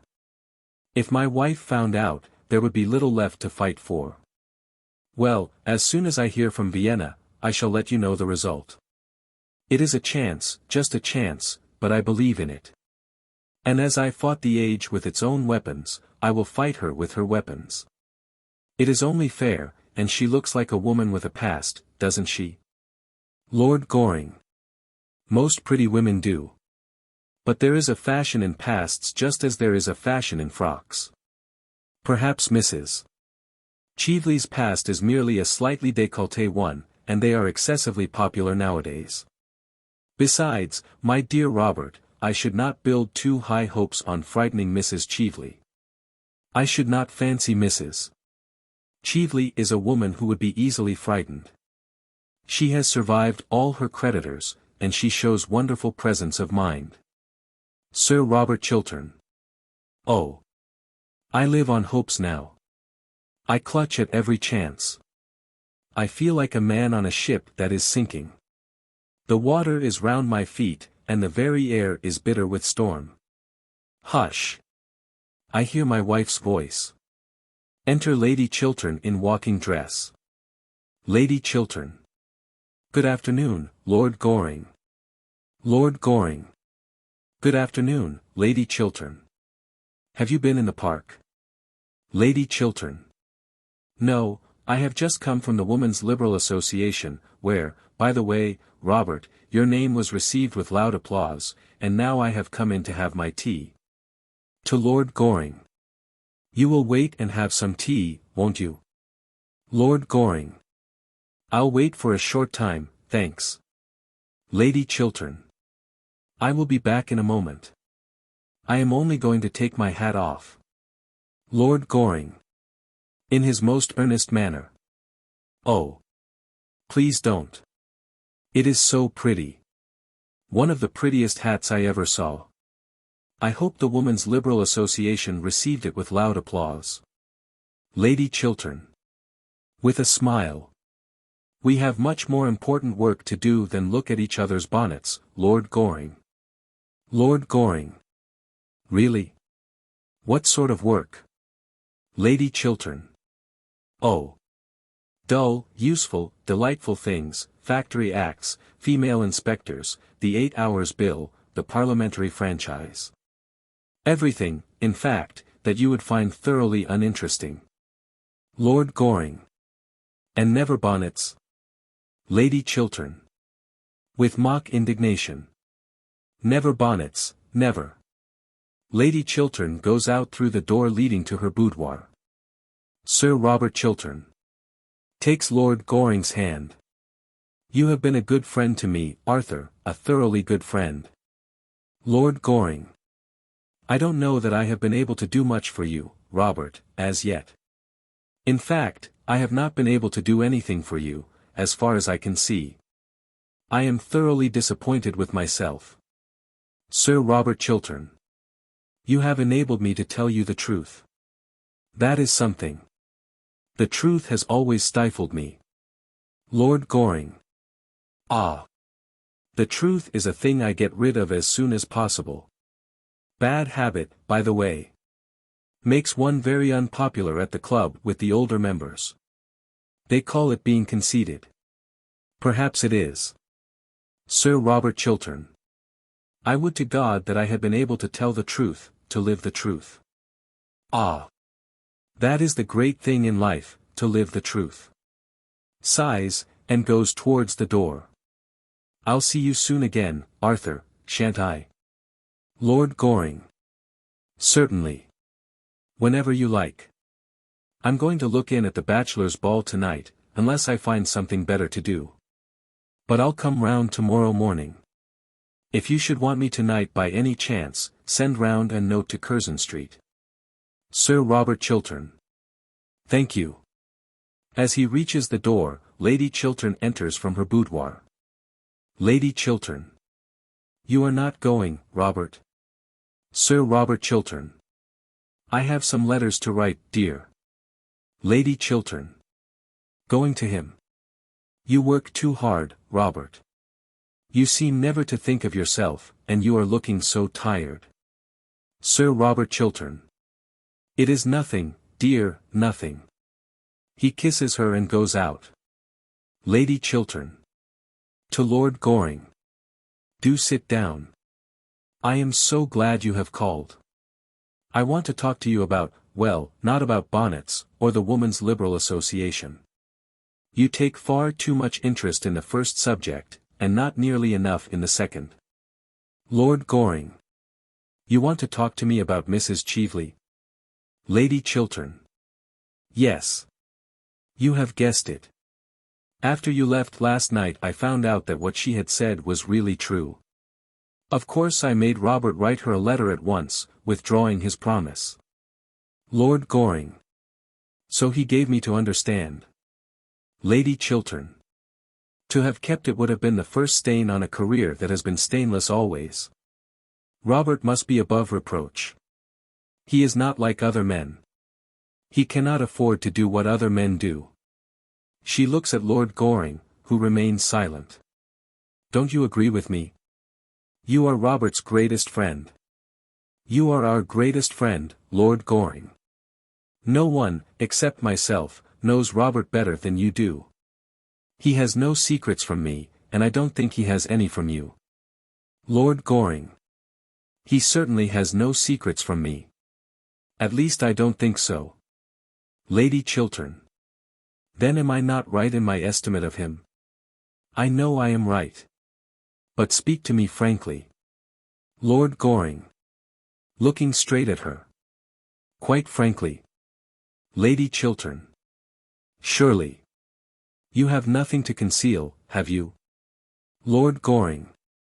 Nothing. But, my dear Lady Chiltern, I think, if you will allow me to say so, that in practical life. Lady Chiltern. Smiling. Of which you know so little, Lord Goring. Lord Goring. Of which I know nothing by experience, though I know something by observation. I think that in practical life there is something about success, actual success, that is a little unscrupulous, something about ambition that is unscrupulous always. Once a man has set his heart and soul on getting to a certain point, if he has to climb the crag, he climbs the crag, if he has to walk in the mire. Lady Chiltern. Well. Lord Goring. He walks in the mire. Of course I am only talking generally about life. Lady Chiltern. Gravely. I hope so. Why do you look at me so strangely, Lord Goring? Lord Goring. Lady Chiltern, I have sometimes thought that. Perhaps you are a little hard in some of your views on life. I think that, often you don't make sufficient allowances. In every nature there are elements of weakness, or worse than weakness. Supposing, for instance, that any public man, my father, or Lord Merton, or Robert, say, had, years ago, written some foolish letter to someone. Lady Chiltern. What do you mean by a foolish letter? Lord Goring. A letter gravely compromising one's position. I am only putting an imaginary case. Lady Chiltern. Robert is as incapable of doing a foolish thing as he is of doing a wrong thing. Lord Goring. After a long pause. Nobody is incapable of doing a foolish thing. Nobody is incapable of doing a wrong thing. Lady Chiltern. Are you a pessimist? What will the other dandies say? They will all have to go into mourning. Lord Goring. Rising. No, Lady Chiltern, I am not a pessimist. Indeed, I am not sure that I quite know what pessimism really means. All I do know is that life cannot be understood without much charity, cannot be lived without much charity. It is love, and not German philosophy, that is the true explanation of this world, whatever may be the explanation of the next. And if you are ever in trouble, Lady Chiltern, trust me absolutely, and I will help you in every way I can. If you ever want me, come to me for my assistance, and you shall have it. Come at once to me. Lady Chiltern. Looking at him in surprise. Lord Goring, you are talking quite seriously. I don't think I ever heard you talk seriously before. Lord Goring. Laughing. You must excuse me, Lady Chiltern. It won't occur again, if I can help it. Lady Chiltern. But I like you to be serious. Enter Mabel Chiltern, in the most ravishing frock. Mabel Chiltern. Dear Gertrude, don't say such a dreadful thing to Lord Goring. Seriousness would be very unbecoming to him. Good afternoon, Lord Goring. Pray be as trivial as you can. Lord Goring. I should like to, Miss Mabel, but I am afraid I am a little out of practice this morning, and besides, I have to be going now. Mabel Chiltern. Just when I have come in. What dreadful manners you have. I am sure you were very badly brought up. Lord Goring. I was. Mabel Chiltern. I wish I had brought you up. Lord Goring. I am so sorry you didn't. Mabel Chiltern. It is too late now, I suppose. Lord Goring. Smiling. I am not so sure. Mabel Chiltern. Will you ride tomorrow morning? Lord Goring. Yes, at 10. Mabel Chiltern. Don't forget. Lord Goring. Of course I shan't. By the way, Lady Chiltern, there is no list of your guests in the Morning Post of today. It has apparently been crowded out by the County Council, or the Lambeth Conference, or something equally boring. Could you let me have a list? I have a particular reason for asking you. Lady Chiltern. I am sure Mr. Trafford will be able to give you one. Lord Goring. Thanks, so much. Mabel Chiltern. Tommy is the most useful person in London. Lord Goring, turning to her. And who is the most ornamental? Mabel Chiltern, triumphantly. I am. Lord Goring. How clever of you to guess it. Takes up his hat and cane. Goodbye, Lady Chiltern. You will remember what I said to you, won't you? Lady Chiltern. Yes, but I don't know why you said it to me. Lord Goring. I hardly know myself. Goodbye, Miss Mabel. Mabel Chiltern, with a little moue of disappointment. I wish you were not going. I have had 4 wonderful adventures this morning, 4.5, in fact. You might stop and listen to some of them. Lord Goring. How very selfish of you to have 4.5. There won't be any left for me. Mabel Chiltern. I don't want you to have any. They would not be good for you. Lord Goring. That is the first unkind thing you have ever said to me. How charmingly you said it. 10 tomorrow. Mabel Chiltern. Sharp. Lord Goring. Quite sharp. But don't bring Mr. Trafford. Mabel Chiltern. With a little toss of the head. Of course I shan't bring Tommy Trafford. Tommy Trafford is in great disgrace. Lord Goring. I am delighted to hear it. Bows and goes out. Mabel Chiltern. Gertrude, I wish you would speak to Tommy Trafford. Lady Chiltern. What has poor Mr. Trafford done this time? Robert says he is the best secretary he has ever had. Mabel Chiltern. Well, Tommy has proposed to me again. Tommy really does nothing but propose to me. He proposed to me last night in the music room, when I was quite unprotected, as there was an elaborate trio going on. I didn't dare to make the smallest repartee, I need hardly tell you. If I had, it would have stopped the music at once. Musical people are so absurdly unreasonable. They always want one to be perfectly dumb at the very moment when one is longing to be absolutely deaf. Then he proposed to me in broad daylight this morning, in front of that dreadful statue of Achilles. Really, the things that go on in front of that work of art are quite appalling. The police should interfere. At luncheon I saw by the glare in his eye that he was going to propose again, and I just managed to check him in time by assuring him that I was a bimetallist. Fortunately I don't know what bimetallism means. And I don't believe anybody else does either. But the observation crushed Tommy for 10 minutes. He looked quite shocked. And then Tommy is so annoying in the way he proposes. If he proposed at the top of his voice, I should not mind so much. That might produce some effect on the public. But he does it in a horrid confidential way. When Tommy wants to be romantic he talks to one just like a doctor. I am very fond of Tommy, but his methods of proposing are quite out of date. I wish, Gertrude, you would speak to him, and tell him that once a week is quite often enough to propose to anyone, and that it should always be done in a manner that attracts some attention. Lady Chiltern. Dear Mabel, don't talk like that. Besides, Robert thinks very highly of Mr. Trafford. He believes he has a brilliant future before him. Mabel Chiltern. Oh. I wouldn't marry a man with a future before him for anything under the sun. Lady Chiltern. Mabel. Mabel Chiltern. I know, dear. You married a man with a future, didn't you? But then Robert was a genius, and you have a noble, self-sacrificing character. You can stand geniuses. I have no character at all, and Robert is the only genius I could ever bear. As a rule, I think they are quite impossible. Geniuses talk so much, don't they? Such a bad habit. And they are always thinking about themselves, when I want them to be thinking about me. I must go round now and rehearse at Lady Basildon's.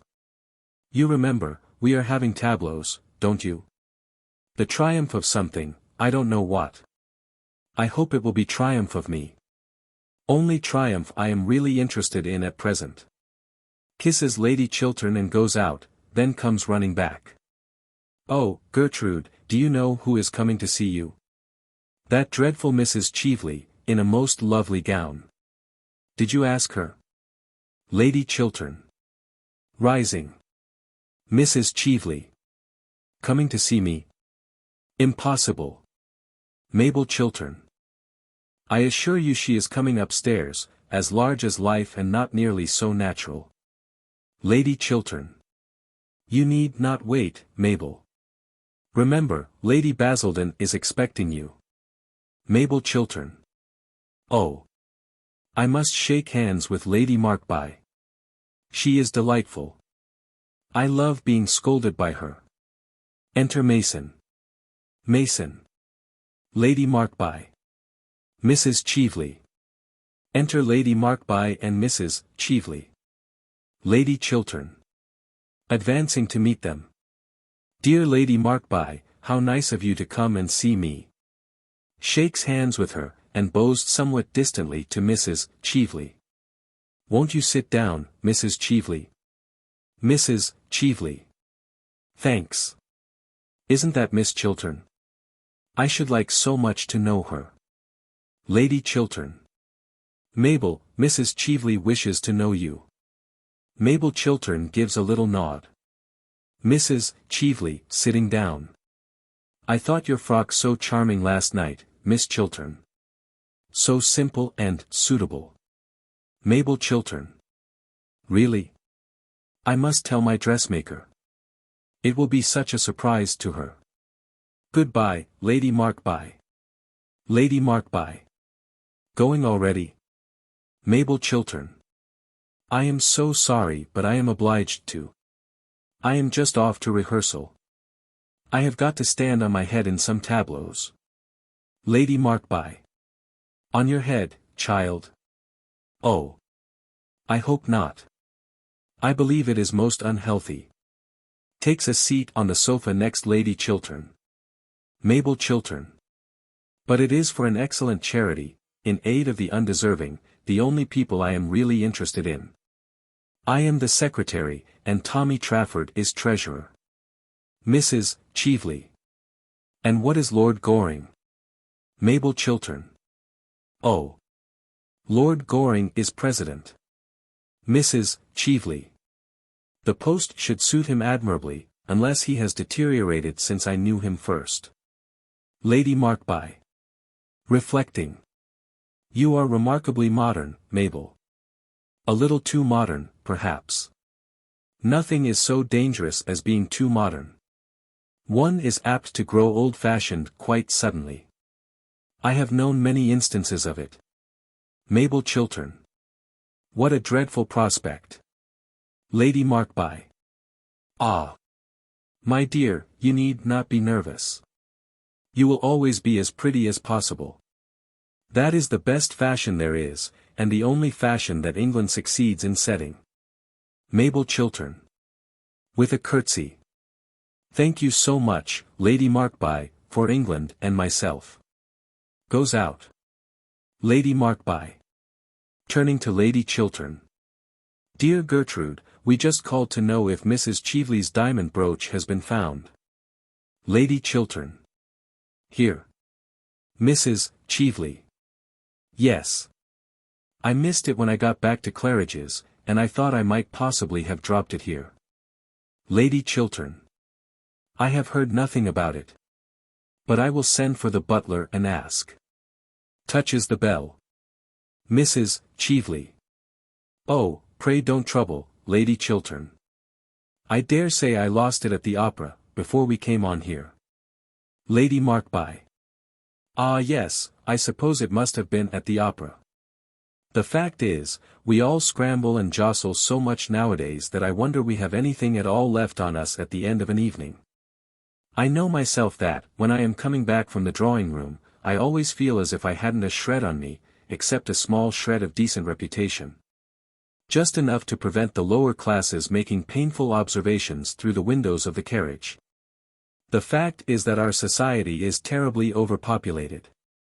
Really, someone should arrange a proper scheme of assisted emigration. It would do a great deal of good. Mrs. Cheveley. I quite agree with you, Lady Markby. It is nearly 6 years since I have been in London for the season, and I must say society has become dreadfully mixed. One sees the oddest people everywhere. Lady Markby. That is quite true, dear. But one needn't know them. I'm sure I don't know half the people who come to my house. Indeed, from all I hear, I shouldn't like to. Enter Mason. Lady Chiltern. What sort of a brooch was it that you lost, Mrs. Cheveley? Mrs. Cheveley. A diamond snake brooch with a ruby, a rather large ruby. Lady Markby. I thought you said there was a sapphire on the head, dear. Mrs. Cheveley, smiling. No, Lady Markby, a ruby. Lady Markby. Nodding her head. And very becoming, I am quite sure. Lady Chiltern.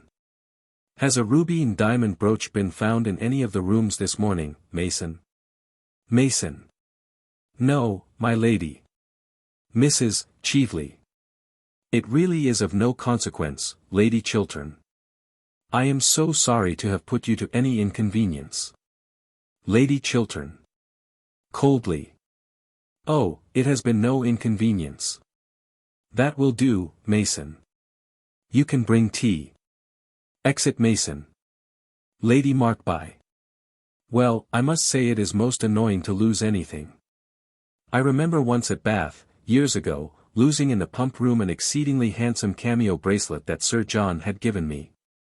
I don't think he has ever given me anything since, I am sorry to say. He has sadly degenerated. Really, this horrid House of Commons quite ruins our husbands for us. I think the lower house by far the greatest blow to a happy married life that there has been since that terrible thing called the higher education of women was invented. Lady Chiltern. Ah! It is heresy to say that in this house, Lady Markby. Robert is a great champion of the higher education of women, and so, I am afraid, am I. Mrs. Cheveley. The higher education of men is what I should like to see. Men need it so sadly. Lady Markby. They do, dear. But I am afraid such a scheme would be quite unpractical. I don't think man has much capacity for development. He has got as far as he can, and that is not far, is it? With regard to women, well, dear Gertrude, you belong to the younger generation, and I am sure it is all right if you approve of it. In my time, of course, we were taught not to understand anything. That was the old system, and wonderfully interesting it was.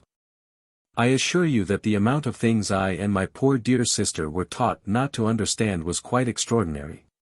But modern women understand everything, I am told. Mrs. Cheveley. Except their husbands. That is the one thing the modern woman never understands.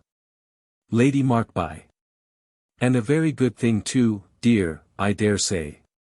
It might break up many a happy home if they did. Not yours, I need hardly say, Gertrude. You have married a pattern husband. I wish I could say as much for myself. But since Sir John has taken to attending the debates regularly, which he never used to do in the good old days, his language has become quite impossible. He always seems to think that he is addressing the House, and consequently whenever he discusses the state of the agricultural labourer, or the Welsh Church, or something quite improper of that kind, I am obliged to send all the servants out of the room. It is not pleasant to see one's own butler, who has been with one for 23 years, actually blushing at the sideboard, and the footmen making contortions in corners like persons in circuses. I assure you my life will be quite ruined unless they send John at once to the upper house. He won't take any interest in politics then, will he? The House of Lords is so sensible. An assembly of gentlemen. But in his present state, Sir John is really a great trial. Why, this morning before breakfast was half over, he stood up on the hearth rug, put his hands in his pockets, and appealed to the country at the top of his voice.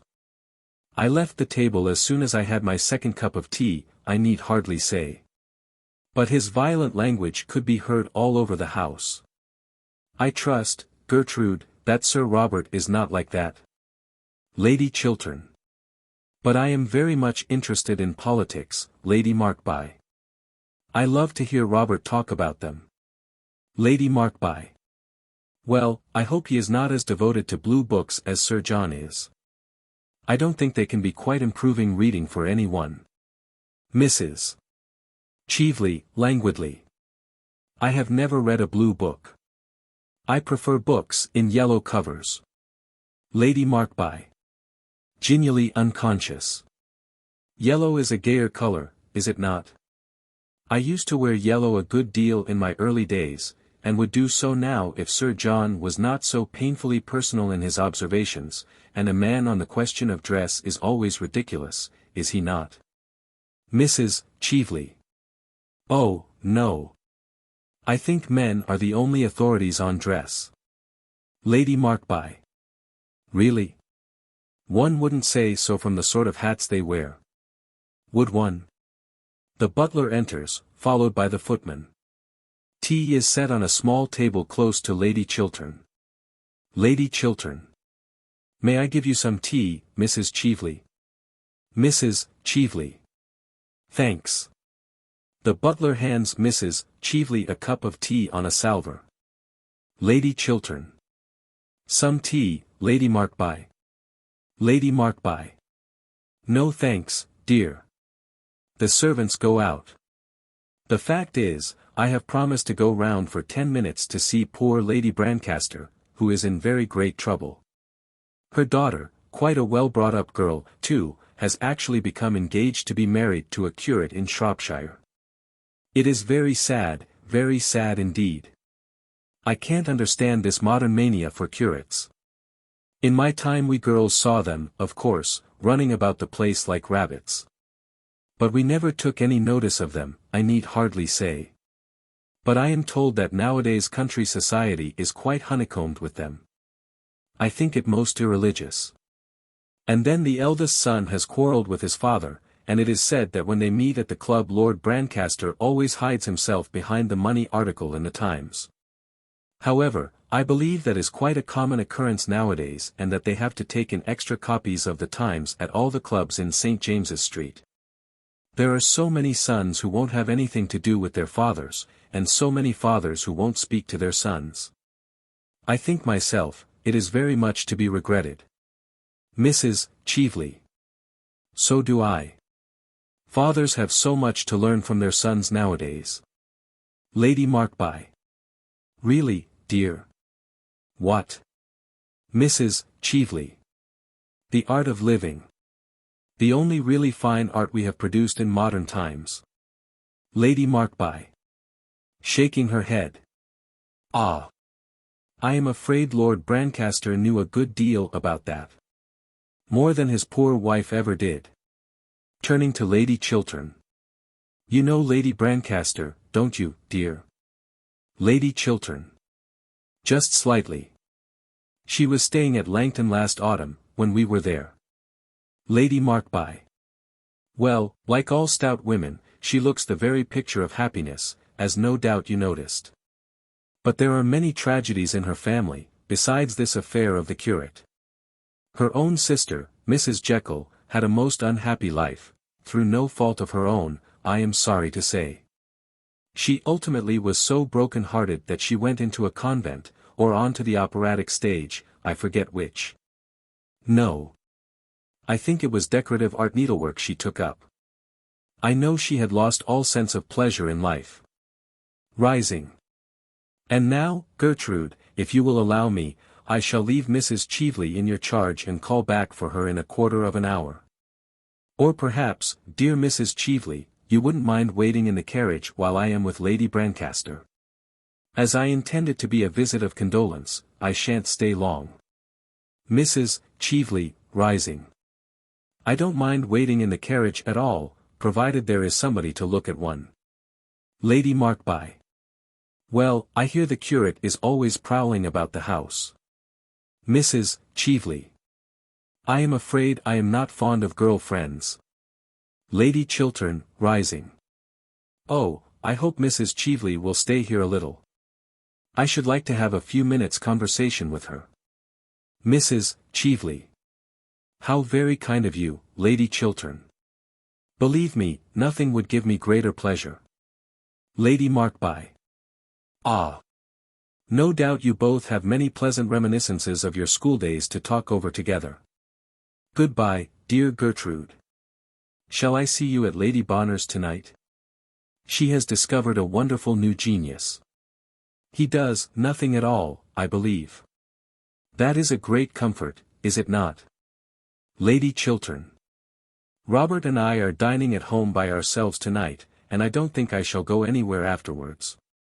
Robert, of course, will have to be in the house. But there is nothing interesting on. Lady Markby. Dining at home by yourselves. Is that quite prudent? Ah, I forgot, your husband is an exception. Mine is the general rule, and nothing ages a woman so rapidly as having married the general rule. Exit Lady Markby. Mrs. Cheveley. Wonderful woman, Lady Markby, isn't she? Talks more and says less than anybody I ever met. She is made to be a public speaker. Much more so than her husband, though he is a typical Englishman, always dull and usually violent. Lady Chiltern. Makes no answer, but remains standing. There is a pause. Then the eyes of the two women meet. Lady Chiltern looks stern and pale. Mrs. Cheveley seems rather amused. Mrs. Cheveley, I think it is right to tell you quite frankly that, had I known who you really were, I should not have invited you to my house last night. Mrs. Cheveley, with an impertinent smile. Really? Lady Chiltern. I could not have done so. Mrs. Cheveley. I see that after all these years you have not changed a bit, Gertrude. Lady Chiltern. I never change. Mrs. Cheveley, elevating her eyebrows. Then life has taught you nothing. Lady Chiltern. It has taught me that a person who has once been guilty of a dishonest and dishonorable action may be guilty of it a second time, and should be shunned. Mrs. Cheveley. Would you apply that rule to every one? Lady Chiltern. Yes, to every one, without exception. Mrs. Cheveley. Then I am sorry for you, Gertrude, very sorry for you. Lady Chiltern. You see now, I was sure, that for many reasons any further acquaintance between us during your stay in London is quite impossible. Mrs. Cheveley, leaning back in her chair. Do you know, Gertrude, I don't mind your talking morality a bit.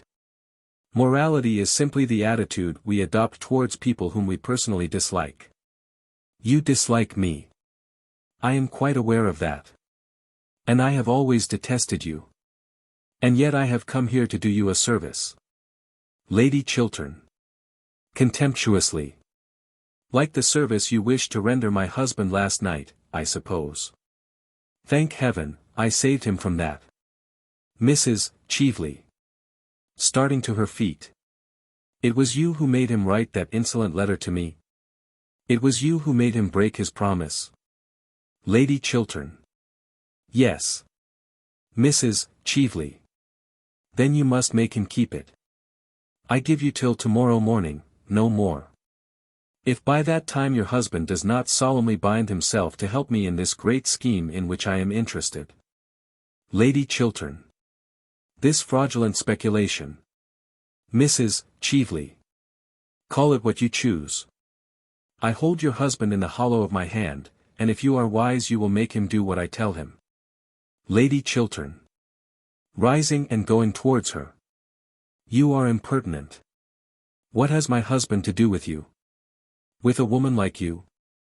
Mrs. Cheveley, with a bitter laugh. In this world like meets with like. It is because your husband is himself fraudulent and dishonest that we pair so well together. Between you and him there are chasms. He and I are closer than friends. We are enemies linked together. The same sin binds us. Lady Chiltern. How dare you class my husband with yourself? How dare you threaten him or me? Leave my house. You are unfit to enter it. Sir Robert Chiltern enters from behind. He hears his wife's last words, and sees to whom they are addressed. He grows deadly pale. Mrs. Cheveley. Your house. A house bought with the price of dishonor. A house, everything in which has been paid for by fraud. Turns round and sees Sir Robert Chiltern. Ask him what the origin of his fortune is. Get him to tell you how he sold to a stockbroker a cabinet secret. Learn from him to what you owe your position. Lady Chiltern. It is not true. Robert. It is not true. Mrs. Cheveley. Pointing at him with outstretched finger. Look at him. Can he deny it? Does he dare to? Sir Robert Chiltern. Go. Go at once. You have done your worst now. Mrs. Cheveley. My worst? I have not yet finished with you, with either of you. I give you both till tomorrow at noon. If by then you don't do what I bid you to do, the whole world shall know the origin of Robert Chiltern. Sir Robert Chiltern strikes the bell. Enter Mason. Sir Robert Chiltern. Show Mrs. Cheveley out. Mrs. Cheveley starts. Then bows with somewhat exaggerated politeness to Lady Chiltern, who makes no sign of response. As she passes by Sir Robert Chiltern, who is standing close to the door, she pauses for a moment and looks him straight in the face. She then goes out, followed by the servant, who closes the door after him. The husband and wife are left alone. Lady Chiltern stands like someone in a dreadful dream. Then she turns round and looks at her husband. She looks at him with strange eyes, as though she were seeing him for the first time. Lady Chiltern. You sold a cabinet secret for money. You began your life with fraud. You built up your career on dishonor. Oh, tell me it is not true. Lie to me. Lie to me. Tell me it is not true. Sir Robert Chiltern. What this woman said is quite true. But, Gertrude, listen to me. You don't realize how I was tempted. Let me tell you the whole thing. Goes towards her. Lady Chiltern. Don't come near me. Don't touch me. I feel as if you had soiled me forever. Oh. What a mask you have been wearing all these years. A horrible painted mask. You sold yourself for money. Oh. A common thief were better. You put yourself up to sale to the highest bidder. You were bought in the market. You lied to the whole world.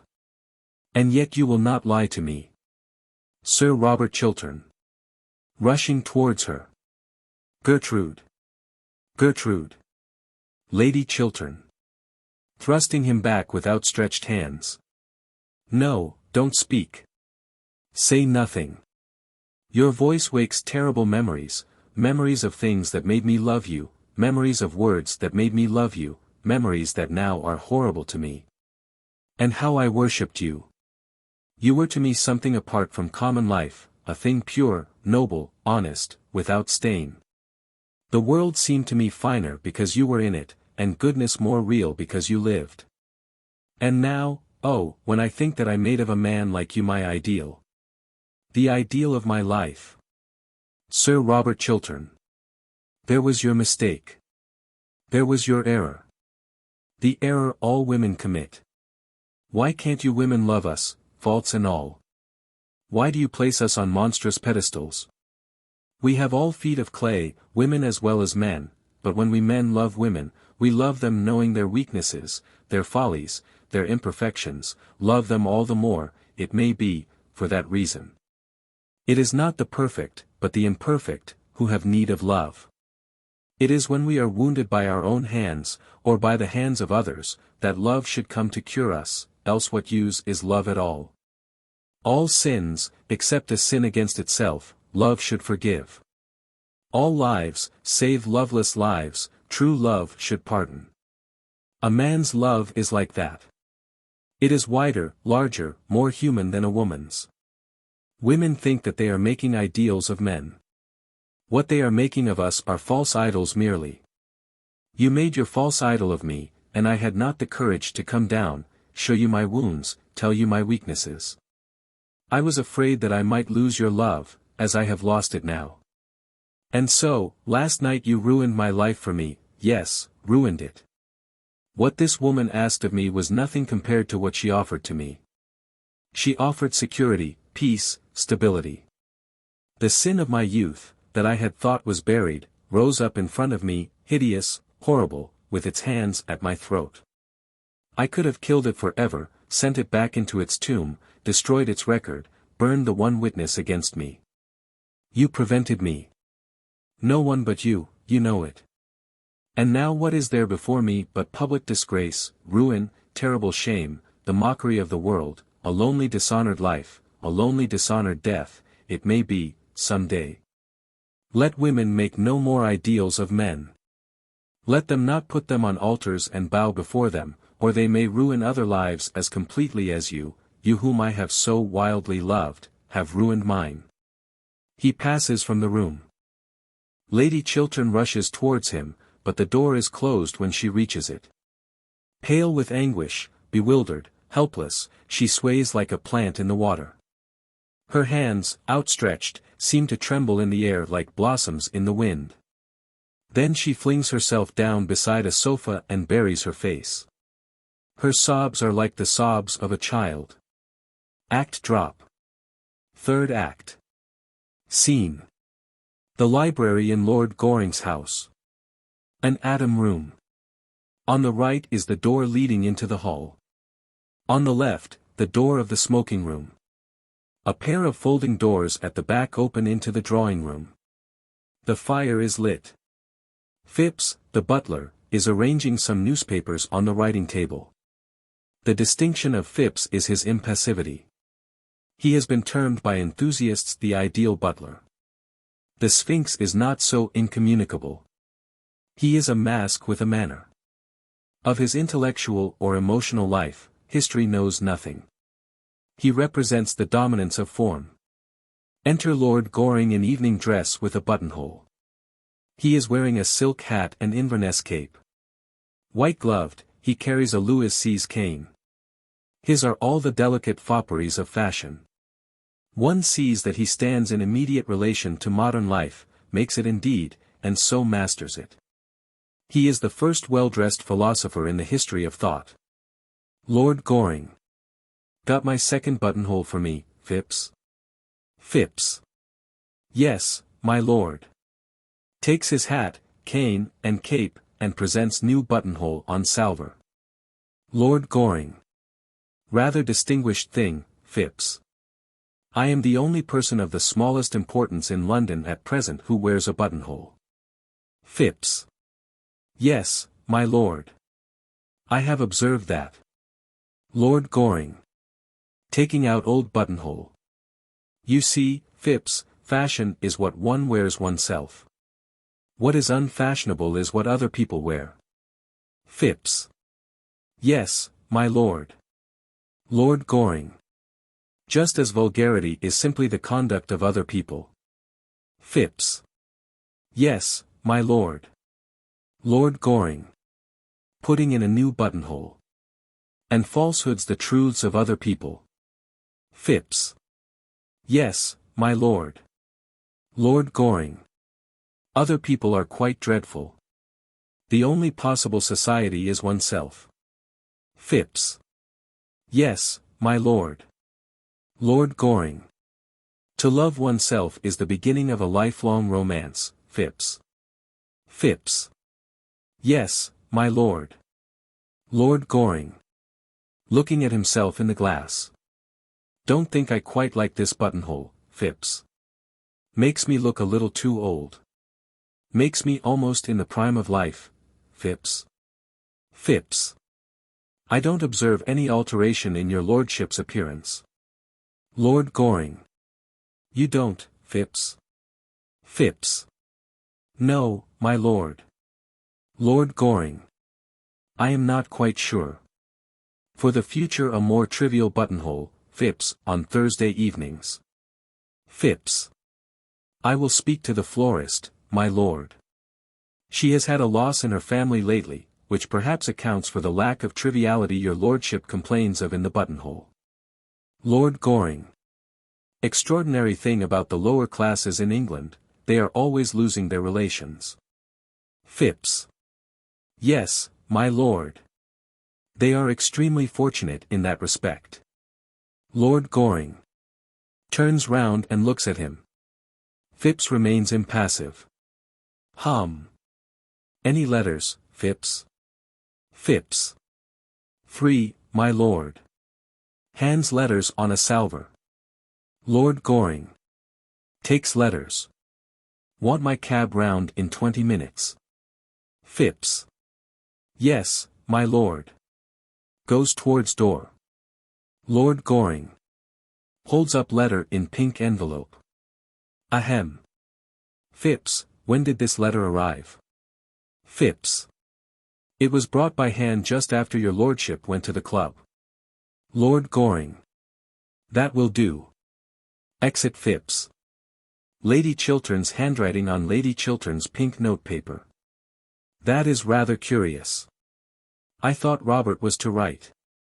Wonder what Lady Chiltern has got to say to me. Sits at bureau and opens letter, and reads it. I want you. I trust you. I am coming to you. Gertrude. Puts down the letter with a puzzled look. Then takes it up, and reads it again slowly. I want you. I trust you. I am coming to you. So she has found out everything. Poor woman. Poor woman. Pulls out watch and looks at it. But what an hour to call. 10 o'clock. I shall have to give up going to the Berkshires. However, it is always nice to be expected, and not to arrive.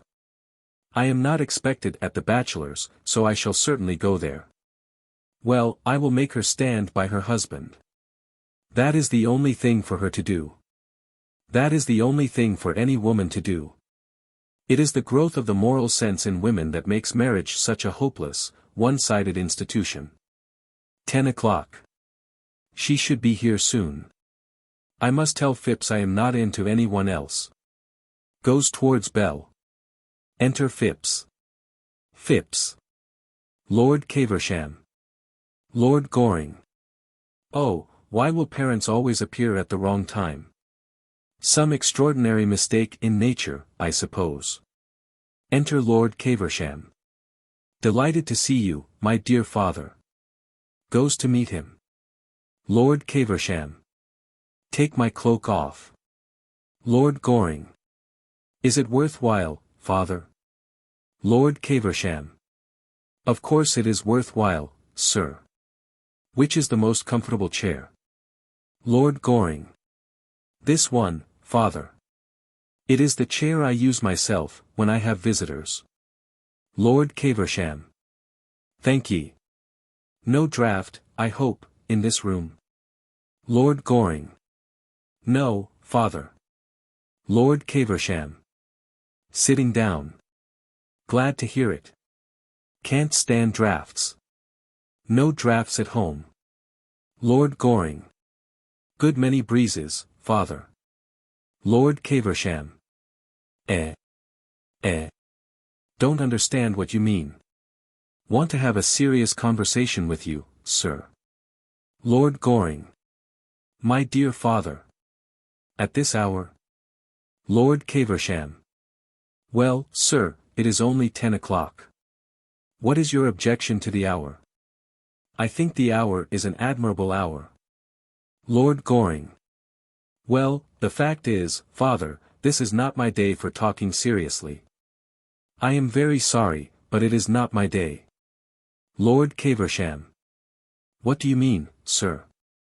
Lord Goring. During the season, father, I only talk seriously on the first Tuesday in every month, from 4 to 7. Lord Caversham. Well, make it Tuesday, sir, make it Tuesday. Lord Goring. But it is after 7, father, and my doctor says I must not have any serious conversation after 7. It makes me talk in my sleep. Lord Caversham. Talk in your sleep, sir. What does that matter? You are not married. Lord Goring. No, father, I am not married. Lord Caversham. That is what I have come to talk to you about, sir. You have got to get married, and at once. Why, when I was your age, sir, I had been an inconsolable widower for 3 months, and was already paying my addresses to your admirable mother. Damn, sir, it is your duty to get married. You can't be always living for pleasure. Every man of position is married nowadays. Bachelors are not fashionable any more. They are a damaged lot. Too much is known about them. You must get a wife, sir. Look where your friend Robert Chiltern has got to by probity, hard work, and a sensible marriage with a good woman. Why don't you imitate him, sir? Why don't you take him for your model? Lord Goring. I think I shall, father. Lord Caversham. I wish you would, sir. Then I should be happy. At present I make your mother's life miserable on your account.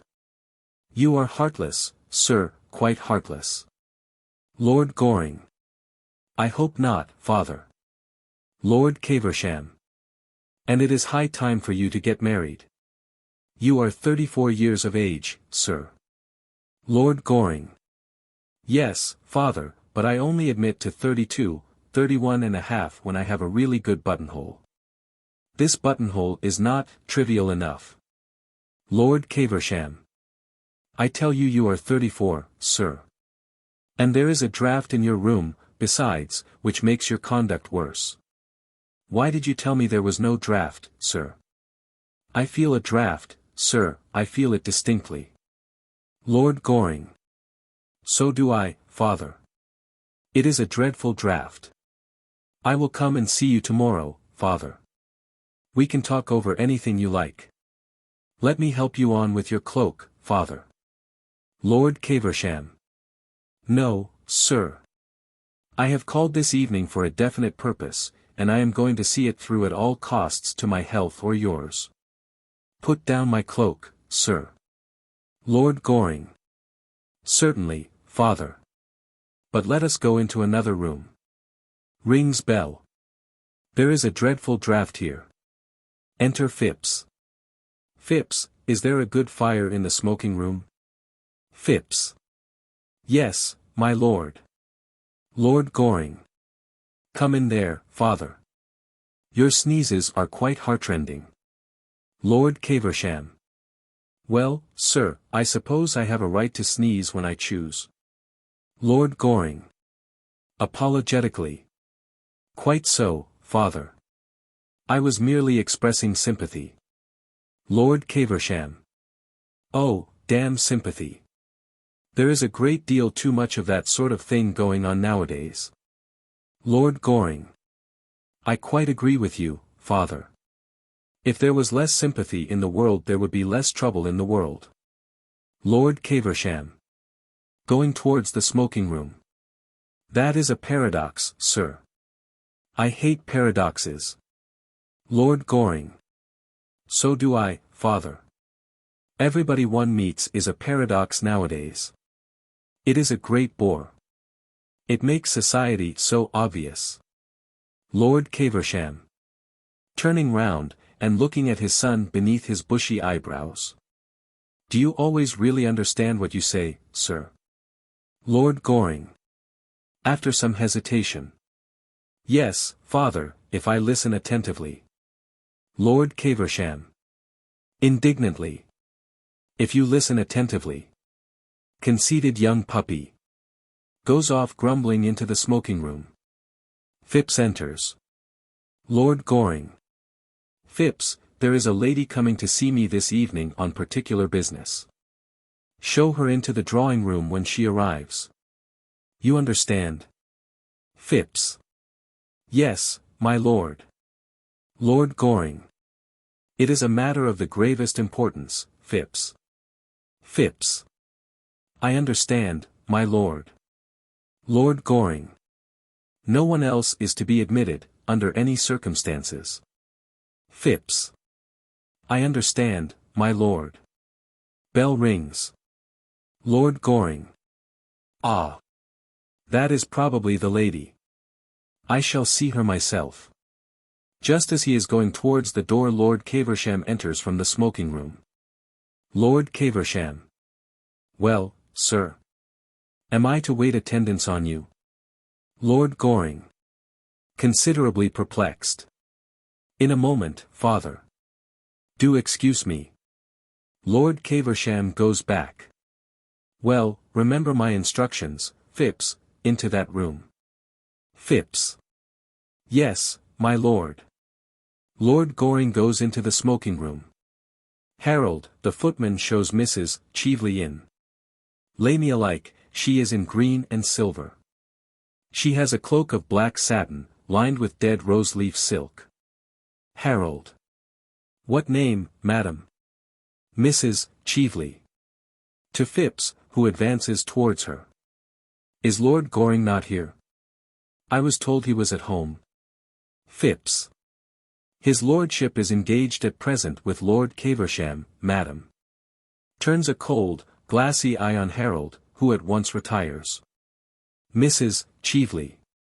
To herself. How very filial. Phipps. His lordship told me to ask you, madam, to be kind enough to wait in the drawing-room for him. His lordship will come to you there. Mrs. Cheveley. With a look of surprise. Lord Goring expects me. Phipps. Yes, madam. Mrs. Cheveley. Are you quite sure? Phipps. His lordship told me that if a lady called I was to ask her to wait in the drawing-room. Goes to the door of the drawing-room and opens it. His lordship's directions on the subject were very precise. Mrs. Cheveley. To herself, how thoughtful of him. To expect the unexpected shows a thoroughly modern intellect. Goes towards the drawing-room and looks in. Ugh! How dreary a bachelor's drawing-room always looks. I shall have to alter all this. Phipps brings the lamp from the writing-table. No, I don't care for that lamp. It is far too glaring. Light some candles. Phipps. Replaces lamp. Certainly, madam. Mrs. Cheveley. I hope the candles have very becoming shades. Phipps. We have had no complaints about them, madam, as yet. Passes into the drawing-room and begins to light the candles. Mrs. Cheveley. To herself. I wonder what woman he is waiting for tonight. It will be delightful to catch him. Men always look so silly when they are caught. And they are always being caught. Looks about room and approaches the writing-table. What a very interesting room. What a very interesting picture. Wonder what his correspondence is like. Takes up letters. Oh, what a very uninteresting correspondence. Bills and cards, debts and dowagers. Who on earth writes to him on pink paper?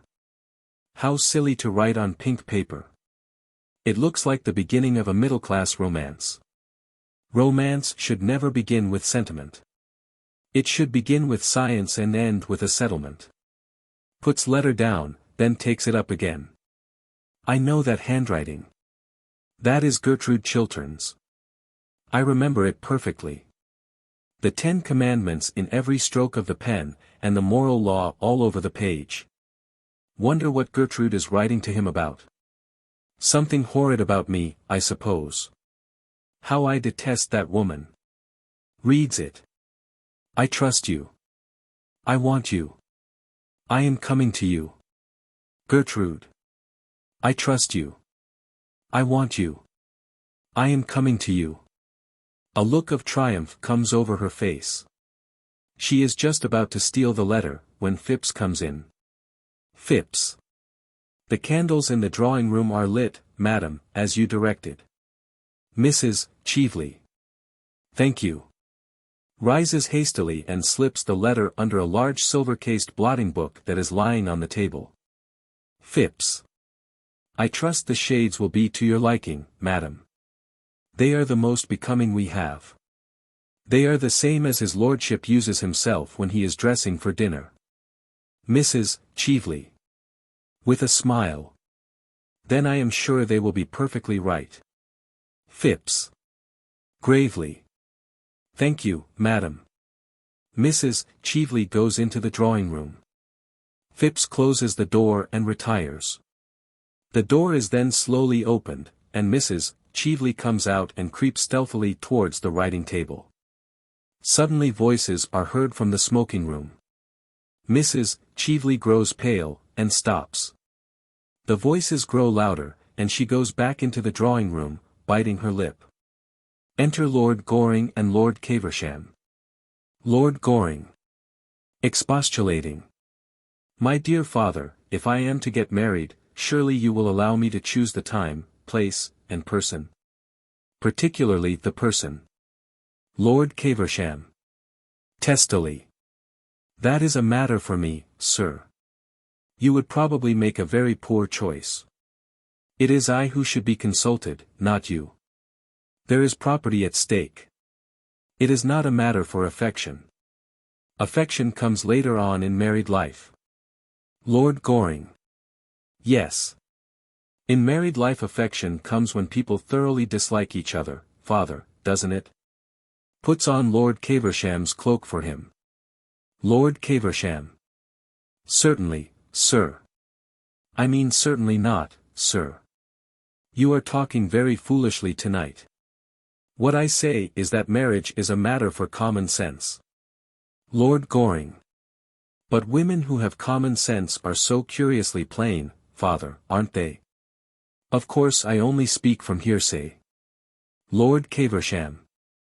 No woman, plain or pretty, has any common sense at all, sir. Common sense is the privilege of our sex. Lord Goring. Quite so. And we men are so self-sacrificing that we never use it, do we, father? Lord Caversham. I use it, sir. I use nothing else. Lord Goring. So my mother tells me. Lord Caversham. It is the secret of your mother's happiness. You are very heartless, sir, very heartless. Lord Goring. I hope not, father. Goes out for a moment. Then returns, looking rather put out, with Sir Robert Chiltern. Sir Robert Chiltern. My dear Arthur, what a piece of good luck meeting you on the doorstep. Your servant had just told me you were not at home. How extraordinary. Lord Goring. The fact is, I am horribly busy tonight, Robert, and I gave orders I was not at home to any one. Even my father had a comparatively cold reception. He complained of a draught the whole time. Sir Robert Chiltern. Ah. You must be at home to me, Arthur. You are my best friend. Perhaps by tomorrow you will be my only friend. My wife has discovered everything. Lord Goring. Ah.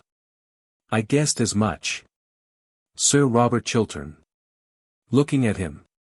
Really? How? Lord Goring. After some hesitation. Oh, merely by something in the expression of your face as you came in. Who told her? Sir Robert Chiltern. Mrs. Cheveley herself. And the woman I love knows that I began my career with an act of low dishonesty, that I built up my life upon sands of shame, that I sold, like a common huckster, the secret that had been entrusted to me as a man of honor. I thank heaven poor Lord Radley died without knowing that I betrayed him. I would to God I had died before I had been so horribly tempted, or had fallen so low. Burying his face in his hands. Lord Goring. After a pause. You have heard nothing from Vienna yet, in answer to your wire? Sir Robert Chiltern. Looking up. Yes, I got a telegram from the First Secretary at 8 o'clock tonight. Lord Goring. Well? Sir Robert Chiltern. Nothing is absolutely known against her.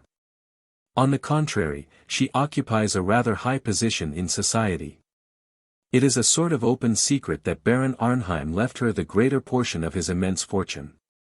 Beyond that I can learn nothing. Lord Goring. She doesn't turn out to be a spy, then? Sir Robert Chiltern. Oh. Spies are of no use nowadays. Their profession is over. The newspapers do their work instead. Lord Goring. And thunderingly well they do it. Sir Robert Chiltern. Arthur, I am parched with thirst. May I ring for something? Some hock and seltzer. Lord Goring. Certainly. Let me. Rings the bell. Sir Robert Chiltern. Thanks. I don't know what to do, Arthur, I don't know what to do, and you are my only friend. But what a friend you are, the one friend I can trust. I can trust you absolutely, can't I? Enter Phipps. Lord Goring. My dear Robert, of course. Oh. To Phipps. Bring some hock and seltzer. Phipps. Yes, my lord. Lord Goring. And Phipps. Phipps. Yes, my lord. Lord Goring. Will you excuse me for a moment, Robert? I want to give some directions to my servant. Sir Robert Chiltern. Certainly. Lord Goring. When that lady calls, tell her that I am not expected home this evening. Tell her that I have been suddenly called out of town. You understand? Phipps. The lady is in that room, my lord. You told me to show her into that room, my lord. Lord Goring. You did perfectly right. Exit Phipps. What a mess I am in. No. I think I shall get through it. I'll give her a lecture through the door. Awkward thing to manage, though. Sir Robert Chiltern. Arthur, tell me what I should do. My life seems to have crumbled about me. I am a ship without a rudder in a night without a star. Lord Goring. Robert, you love your wife, don't you? Sir Robert Chiltern. I love her more than anything in the world. I used to think ambition the great thing. It is not. Love is the great thing in the world. There is nothing but love, and I love her. But I am defamed in her eyes. I am ignoble in her eyes. There is a wide gulf between us now. She has found me out, Arthur, she has found me out. Lord Goring. Has she never in her life done some folly, some indiscretion, that she should not forgive your sin? Sir Robert Chiltern. My wife. Never. She does not know what weakness or temptation is. I am of clay like other men. She stands apart as good women do, pitiless in her perfection, cold and stern and without mercy. But I love her, Arthur. We are childless, and I have no one else to love, no one else to love me. Perhaps if God had sent us children she might have been kinder to me. But God has given us a lonely house. And she has cut my heart in two. Don't let us talk of it. I was brutal to her this evening. But I suppose when sinners talk to saints they are brutal always. I said to her things that were hideously true, on my side, from my standpoint, from the standpoint of men. But don't let us talk of that. Lord Goring. Your wife will forgive you. Perhaps at this moment she is forgiving you. She loves you, Robert. Why should she not forgive? Sir Robert Chiltern. God grant it. God grant it. Buries his face in his hands. But there is something more I have to tell you, Arthur. Enter Phipps with drinks. Phipps. Hands hock and seltzer to Sir Robert Chiltern. Hock and seltzer, sir. Sir Robert Chiltern. Thank you. Lord Goring. Is your carriage here, Robert? Sir Robert Chiltern. No, I walked from the club. Lord Goring. Sir Robert will take my cab, Phipps. Phipps. Yes, my lord. Exit. Lord Goring. Robert, you don't mind my sending you away? Sir Robert Chiltern. Arthur, you must let me stay for 5 minutes. I have made up my mind what I am going to do tonight in the House. The debate on the Argentine Canal is to begin at 11. A chair falls in the drawing room. What is that? Lord Goring. Nothing. Sir Robert Chiltern. I heard a chair fall in the next room. Someone has been listening. Lord Goring. No, no, there is no one there. Sir Robert Chiltern. There is someone. There are lights in the room, and the door is ajar. Someone has been listening to every secret of my life. Arthur, what does this mean? Lord Goring. Robert, you are excited, unnerved. I tell you there is no one in that room. Sit down, Robert. Sir Robert Chiltern. Do you give me your word that there is no one there? Lord Goring. Yes. Sir Robert Chiltern. Your word of honor. Sits down. Lord Goring. Yes. Sir Robert Chiltern. Rises. Arthur, let me see for myself. Lord Goring. No, no. Sir Robert Chiltern. If there is no one there, why should I not look in that room? Arthur, you must let me go into that room and satisfy myself. Let me know that no eavesdropper has heard my life's secret. Arthur, you don't realize what I am going through. Lord Goring. Robert, this must stop. I have told you that there is no one in that room, that is enough. Sir Robert Chiltern. Rushes to the door of the room. It is not enough. I insist on going into this room. You have told me there is no one there, so what reason can you have for refusing me? Lord Goring. For God's sake, don't. There is someone there. Someone whom you must not see. Sir Robert Chiltern. Ah, I thought so. Lord Goring. I forbid you to enter that room. Sir Robert Chiltern. Stand back. My life is at stake.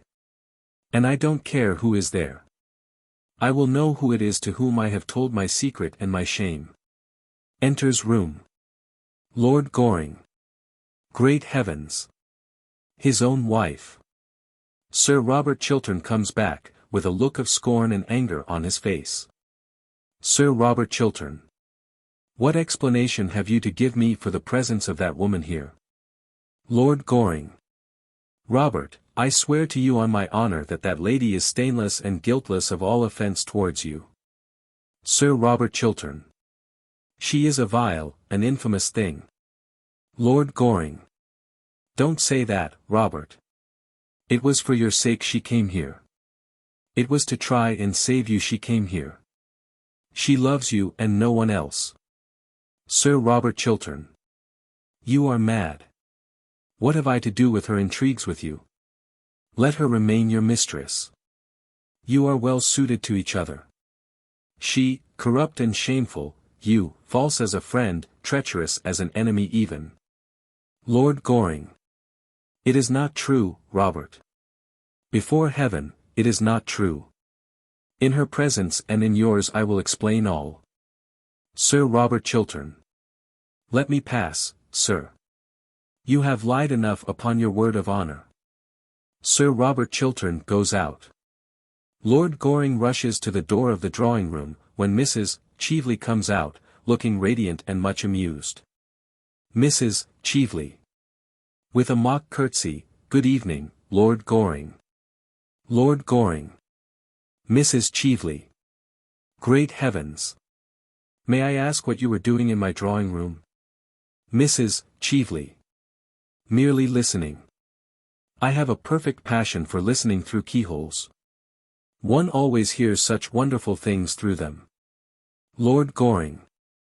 Doesn't that sound rather like tempting Providence? Mrs. Cheveley. Oh. Surely Providence can resist temptation by this time. Makes a sign to him to take her cloak off, which he does. Lord Goring. I am glad you have called. I am going to give you some good advice. Mrs. Cheveley. Oh. Pray don't. One should never give a woman anything that she can't wear in the evening. Lord Goring. I see you are quite as willful as you used to be. Mrs. Cheveley. Far more. I have greatly improved. I have had more experience. Lord Goring. Too much experience is a dangerous thing. Pray have a cigarette. Half the pretty women in London smoke cigarettes. Personally I prefer the other half. Mrs. Cheveley. Thanks. I never smoke. My dressmaker wouldn't like it, and a woman's first duty in life is to her dressmaker, isn't it? What the second duty is, no one has as yet discovered. Lord Goring. You have come here to sell me Robert Chiltern's letter, haven't you? Mrs. Cheveley. To offer it to you on conditions. How did you guess that? Lord Goring. Because you haven't mentioned the subject. Have you got it with you? Mrs. Cheveley. Sitting down. Oh, no. A well-made dress has no pockets. Lord Goring. What is your price for it? Mrs. Cheveley. How absurdly English you are. The English think that a checkbook can solve every problem in life. Why, my dear Arthur, I have very much more money than you have, and quite as much as Robert Chiltern has got hold of. Money is not what I want. Lord Goring. What do you want then, Mrs. Cheveley? Mrs. Cheveley. Why don't you call me Laura? Lord Goring. I don't like the name. Mrs. Cheveley. You used to adore it. Lord Goring. Yes, that's why. Mrs. Cheveley motions to him to sit down beside her. He smiles, and does so. Mrs. Cheveley. Arthur, you loved me once. Lord Goring. Yes. Mrs. Cheveley. And you asked me to be your wife. Lord Goring. That was the natural result of my loving you. Mrs. Cheveley. And you threw me over because you saw, or said you saw, poor old Lord Mortlake trying to have a violent flirtation with me in the conservatory at Tenby. Lord Goring. I am under the impression that my lawyer settled that matter with you on certain terms, dictated by yourself. Mrs. Cheveley. At that time I was poor, you were rich. Lord Goring. Quite so. That is why you pretended to love me. Mrs. Cheveley. Shrugging her shoulders. Poor old Lord Mortlake, who had only two topics of conversation, his gout and his wife. I never could quite make out which of the two he was talking about.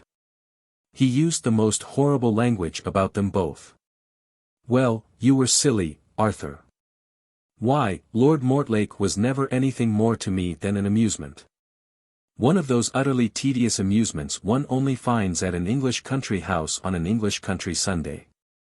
I don't think anyone at all morally responsible for what he or she does at an English country house. Lord Goring. Yes. I know lots of people think that. Mrs. Cheveley. I loved you, Arthur. Lord Goring. My dear Mrs. Cheveley, you have always been far too clever to know anything about love. Mrs. Cheveley. I did love you. And you loved me. You know you loved me, and love is a very wonderful thing. I suppose that when a man has once loved a woman, he will do anything for her, except continue to love her? Puts her hand on his. Lord Goring. Taking his hand away quietly. Yes, except that. Mrs. Cheveley. After a pause. I am tired of living abroad. I want to come back to London. I want to have a charming house here. I want to have a salon. If one could only teach the English how to talk, and the Irish how to listen, society here would be quite civilized. Besides, I have arrived at the romantic stage. When I saw you last night at the Chilterns, I knew you were the only person I had ever cared for, if I ever have cared for anybody, Arthur. And so, on the morning of the day you marry me, I will give you Robert Chiltern's letter. That is my offer. I will give it to you now, if you promise to marry me. Lord Goring. Now. Mrs. Cheveley. Smiling. Tomorrow. Lord Goring. Are you really serious? Mrs. Cheveley. Yes, quite serious. Lord Goring. I should make you a very bad husband. Mrs. Cheveley. I don't mind bad husbands. I have had two. They amused me immensely. Lord Goring. You mean that you amused yourself immensely, don't you? Mrs. Cheveley. What do you know about my married life? Lord Goring. Nothing, but I can read it like a book. Mrs. Cheveley. What book? Lord Goring. Rising. The Book of Numbers. Mrs. Cheveley. Do you think it is quite charming of you to be so rude to a woman in your own house? Lord Goring. In the case of very fascinating women, sex is a challenge, not a defense. Mrs. Cheveley. I suppose that is meant for a compliment. My dear Arthur, women are never disarmed by compliments. Men always are. That is the difference between the two sexes. Lord Goring. Women are never disarmed by anything, as far as I know them. Mrs. Cheveley. After a pause. Then you are going to allow your greatest friend, Robert Chiltern, to be ruined, rather than marry someone who really has considerable attractions left. I thought you would have risen to some great height of self-sacrifice, Arthur. I think you should. And the rest of your life you could spend in contemplating your own perfections. Lord Goring. Oh. I do that as it is. And self-sacrifice is a thing that should be put down by law. It is so demoralizing to the people for whom one sacrifices oneself. They always go to the bad. Mrs. Cheveley. As if anything could demoralize Robert Chiltern. You seem to forget that I know his real character. Lord Goring. What you know about him is not his real character. It was an act of folly done in his youth, dishonorable, I admit, shameful, I admit, unworthy of him, I admit, and therefore, not his true character. Mrs. Cheveley. How you men stand up for each other. Lord Goring. How you women war against each other. Mrs. Cheveley. Bitterly. I only war against one woman, against Gertrude Chiltern. I hate her. I hate her now more than ever. Lord Goring. Because you have brought a real tragedy into her life, I suppose. Mrs. Cheveley. With a sneer. Oh, there is only one real tragedy in a woman's life. The fact that her past is always her lover, and her future invariably her husband. Lord Goring. Lady Chiltern knows nothing of the kind of life to which you are alluding. Mrs. Cheveley. A woman whose size in gloves is 7 3/4 never knows much about anything. You know Gertrude has always worn 7 3/4. That is one of the reasons why there was never any moral sympathy between us. Well, Arthur, I suppose this romantic interview may be regarded as at an end. You admit it was romantic, don't you? For the privilege of being your wife I was ready to surrender a great prize, the climax of my diplomatic career. You decline. Very well. If Sir Robert doesn't uphold my Argentine scheme, I expose him. Voila tout. Lord Goring. You mustn't do that. It would be vile, horrible, infamous.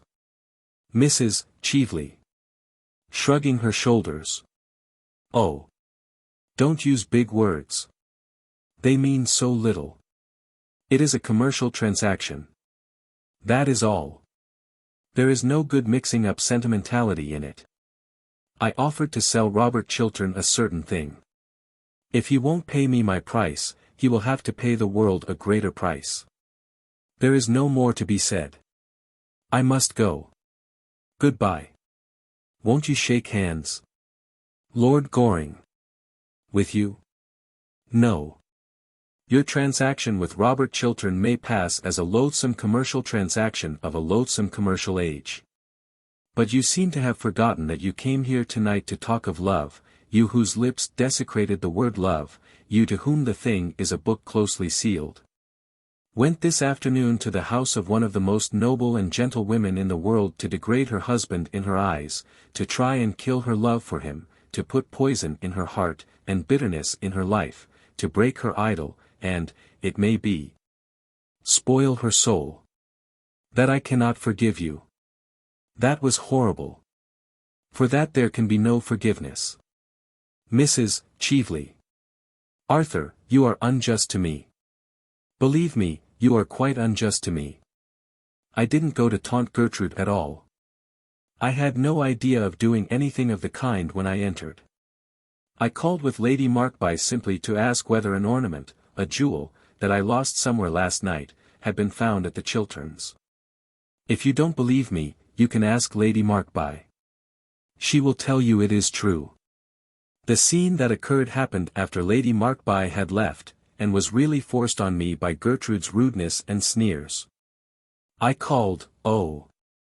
A little out of malice if you like, but really to ask if a diamond brooch of mine had been found. That was the origin of the whole thing. Lord Goring. A diamond snake brooch with a ruby? Mrs. Cheveley. Yes. How do you know? Lord Goring. Because it is found. In point of fact, I found it myself, and stupidly forgot to tell the butler anything about it as I was leaving. Goes over to the writing table and pulls out the drawers.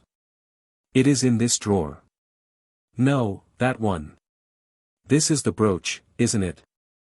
Holds up the brooch. Mrs. Cheveley. Yes. I am so glad to get it back. It was a present. Lord Goring. Won't you wear it? Mrs. Cheveley. Certainly, if you pin it in. Lord Goring suddenly clasps it on her arm. Why do you put it on as a bracelet? I never knew it could be worn as a bracelet. Lord Goring. Really? Mrs. Cheveley. Holding out her handsome arm.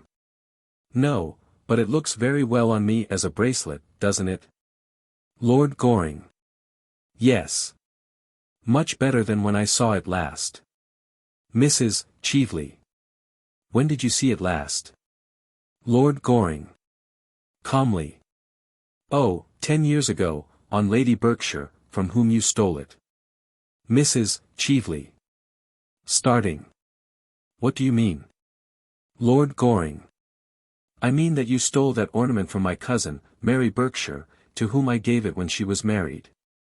Suspicion fell on a wretched servant, who was sent away in disgrace. I recognized it last night. I determined to say nothing about it till I had found the thief. I have found the thief now, and I have heard her own confession. Mrs. Cheveley.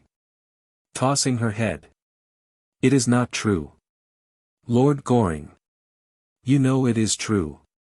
Why, thief is written across your face at this moment. Mrs. Cheveley. I will deny the whole affair from beginning to end.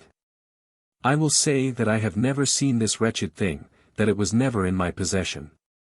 Mrs. Cheveley tries to get the bracelet off her arm, but fails. Lord Goring looks on amused. Her thin fingers tear at the jewel to no purpose. A curse breaks from her. Lord Goring. The drawback of stealing a thing, Mrs. Cheveley, is that one never knows how wonderful the thing that one steals is. You can't get that bracelet off, unless you know where the spring is. And I see you don't know where the spring is. It is rather difficult to find. Mrs. Cheveley. You brute. You coward. She tries again to unclasp the bracelet, but fails. Lord Goring. Oh. Don't use big words. They mean so little. Mrs. Cheveley. Again tears at the bracelet in a paroxysm of rage, with inarticulate sounds. Then stops, and looks at Lord Goring. What are you going to do? Lord Goring. I am going to ring for my servant. He is an admirable servant. Always comes in the moment one rings for him. When he comes I will tell him to fetch the police. Mrs. Cheveley. Trembling. The police? What for? Lord Goring. Tomorrow the Berkshires will prosecute you. That is what the police are for. Mrs. Cheveley. Is now in an agony of physical terror. Her face is distorted. Her mouth awry. A mask has fallen from her. She is, for the moment, dreadful to look at. Don't do that. I will do anything you want. Anything in the world you want. Lord Goring. Give me Robert Chiltern's letter. Mrs. Cheveley. Stop. Stop. Let me have time to think. Lord Goring. Give me Robert Chiltern's letter. Mrs. Cheveley. I have not got it with me. I will give it to you tomorrow. Lord Goring. You know you are lying. Give it to me at once. Mrs. Cheveley pulls the letter out, and hands it to him. She is horribly pale. This is it. Mrs. Cheveley. In a hoarse voice. Yes. Lord Goring. Takes the letter, examines it, sighs, and burns it with the lamp. For so well-dressed a woman, Mrs. Cheveley, you have moments of admirable common sense. I congratulate you. Mrs. Cheveley. Catches sight of Lady Chiltern's letter, the cover of which is just showing from under the blotting book. Please get me a glass of water. Lord Goring. Certainly. Goes to the corner of the room and pours out a glass of water. While his back is turned, Mrs. Cheveley steals Lady Chiltern's letter. When Lord Goring returns the glass she refuses it with a gesture. Mrs. Cheveley. Thank you. Will you help me on with my cloak? Lord Goring. With pleasure. Puts her cloak on. Mrs. Cheveley. Thanks. I am never going to try to harm Robert Chiltern again. Lord Goring. Fortunately you have not the chance, Mrs. Cheveley. Mrs. Cheveley. Well, if even I had the chance, I wouldn't. On the contrary, I am going to render him a great service. Lord Goring. I am charmed to hear it. It is a reformation. Mrs. Cheveley. Yes. I can't bear so upright a gentleman, so honorable an English gentleman, being so shamefully deceived, and so. Lord Goring. Well. Mrs. Cheveley. I find that somehow Gertrude Chiltern's dying speech and confession has strayed into my pocket. Lord Goring. What do you mean? Mrs. Cheveley. With a bitter note of triumph in her voice. I mean that I am going to send Robert Chiltern the love letter his wife wrote to you tonight. Lord Goring. Love letter? Mrs. Cheveley. Laughing. I want you. I trust you. I am coming to you. Gertrude. Lord Goring rushes to the bureau and takes up the envelope, finds is empty, and turns round. Lord Goring. You wretched woman, must you always be thieving? Give me back that letter. I'll take it from you by force. You shall not leave my room till I have got it. He rushes towards her, but Mrs. Chively at once puts her hand on the electric bell that is on the table. The bell sounds with shrill reverberations, and Phipps enters. Mrs. Chively. After a pause. Lord Goring merely rang that you should show me out. Good night, Lord Goring. Goes out followed by Phipps. Her face is illumined with evil triumph. There is joy in her eyes. Youth seems to have come back to her. Her last glance is like a swift arrow. Lord Goring bites his lip, and lights a cigarette. Act drop. Fourth act. Scene. Same as Act 2. Lord Goring is standing by the fireplace with his hands in his pockets. He is looking rather bored. Lord Goring pulls out his watch, inspects it, and rings the bell. It is a great nuisance. I can't find anyone in this house to talk to. And I am full of interesting information. I feel like the latest edition of something or other. Enter servant. James. Sir Robert is still at the Foreign Office, my lord. Lord Goring. Lady Chiltern not down yet. James. Her ladyship has not yet left her room. Miss Chiltern has just come in from riding. Lord Goring. To himself. Ah. That is something. James. Lord Caversham has been waiting some time in the library for Sir Robert. I told him your lordship was here. Lord Goring. Thank you. Would you kindly tell him I've gone? James. Bowing. I shall do so, my lord. Exit servant. Lord Goring. Really, I don't want to meet my father 3 days running. It is a great deal too much excitement for any son. I hope to goodness he won't come up. Fathers should be neither seen nor heard. That is the only proper basis for family life. Mothers are different. Mothers are darlings. Throws himself down into a chair, picks up a paper and begins to read it. Enter Lord Caversham. Lord Caversham. Well, sir, what are you doing here? Wasting your time as usual, I suppose. Lord Goring. Throws down paper and rises. My dear father, when one pays a visit it is for the purpose of wasting other people's time, not one's own. Lord Caversham. Have you been thinking over what I spoke to you about last night? Lord Goring. I have been thinking about nothing else. Lord Caversham. Engaged to be married yet? Lord Goring. Genially. Not yet, but I hope to be before lunch-time. Lord Caversham. Caustically. You can have till dinner time if it would be of any convenience to you. Lord Goring. Thanks awfully, but I think I'd sooner be engaged before lunch. Lord Caversham. Humph. Never know when you are serious or not. Lord Goring. Neither do I, father. A pause. Lord Caversham. I suppose you have read the Times this morning? Lord Goring. Airily. The Times? Certainly not. I only read the Morning Post.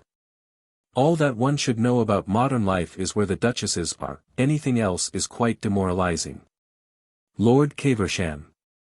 Do you mean to say you have not read the Times leading article on Robert Chiltern's career? Lord Goring. Good heavens. No. What does it say? Lord Caversham. What should it say, sir? Everything complimentary, of course. Chiltern's speech last night on this Argentine canal scheme was one of the finest pieces of oratory ever delivered in the House since Canning. Lord Goring. Ah. Never heard of Canning. Never wanted to. And did Chiltern uphold the scheme? Lord Caversham. Uphold it, sir. How little you know him. Why, he denounced it roundly, and the whole system of modern political finance. This speech is the turning point in his career, as the Times points out. You should read this article, sir. Opens the Times. Sir Robert Chiltern, most rising of our young statesmen. Brilliant orator. Unblemished career. Well-known integrity of character. Represents what is best in English public life. Noble contrast to the lax morality so common among foreign politicians. They will never say that of you, sir. Lord Goring. I sincerely hope not, father. However, I am delighted at what you tell me about Robert, thoroughly delighted. It shows he has got pluck. Lord Caversham. He has got more than pluck, sir, he has got genius. Lord Goring. Ah. I prefer pluck. It is not so common, nowadays, as genius is. Lord Caversham. I wish you would go into Parliament. Lord Goring. My dear father, only people who look dull ever get into the House of Commons, and only people who are dull ever succeed there. Lord Caversham. Why don't you try to do something useful in life? Lord Goring. I am far too young. Lord Caversham. Testily. I hate this affectation of youth, sir. It is a great deal too prevalent nowadays. Lord Goring. Youth isn't an affectation. Youth is an art. Lord Caversham. Why don't you propose to that pretty Miss Chiltern? Lord Goring. I am of a very nervous disposition, especially in the morning. Lord Caversham. I don't suppose there is the smallest chance of her accepting you. Lord Goring. I don't know how the betting stands today. Lord Caversham. If she did accept you she would be the prettiest fool in England. Lord Goring. That is just what I should like to marry. A thoroughly sensible wife would reduce me to a condition of absolute idiocy in less than 6 months. Lord Caversham. You don't deserve her, sir. Lord Goring. My dear father, if we men married the women we deserved, we should have a very bad time of it. Enter Mabel Chiltern. Mabel Chiltern. Oh. How do you do, Lord Caversham? I hope Lady Caversham is quite well. Lord Caversham. Lady Caversham is as usual, as usual. Lord Goring. Good morning, Miss Mabel. Mabel Chiltern. Taking no notice at all of Lord Goring, and addressing herself exclusively to Lord Caversham. And Lady Caversham's bonnets, are they at all better? Lord Caversham. They have had a serious relapse, I am sorry to say. Lord Goring. Good morning, Miss Mabel. Mabel Chiltern. To Lord Caversham. I hope an operation will not be necessary. Lord Caversham. Smiling at her pertness. If it is, we shall have to give Lady Caversham a narcotic. Otherwise she would never consent to have a feather touched. Lord Goring. With increased emphasis. Good morning, Miss Mabel. Mabel Chiltern. Turning round with feigned surprise. Oh, are you here? Of course you understand that after your breaking your appointment I am never going to speak to you again. Lord Goring. Oh, please don't say such a thing. You are the one person in London I really like to have to listen to me. Mabel Chiltern. Lord Goring, I never believe a single word that either you or I say to each other. Lord Caversham. You are quite right, my dear, quite right. As far as he is concerned, I mean. Mabel Chiltern. Do you think you could possibly make your son behave a little better occasionally? Just as a change. Lord Caversham. I regret to say, Miss Chiltern, that I have no influence at all over my son. I wish I had. If I had, I know what I would make him do. Mabel Chiltern. I am afraid that he has one of those terribly weak natures that are not susceptible to influence. Lord Caversham. He is very heartless, very heartless. Lord Goring. It seems to me that I am a little in the way here. Mabel Chiltern. It is very good for you to be in the way, and to know what people say of you behind your back. Lord Goring. I don't at all like knowing what people say of me behind my back. It makes me far too conceited.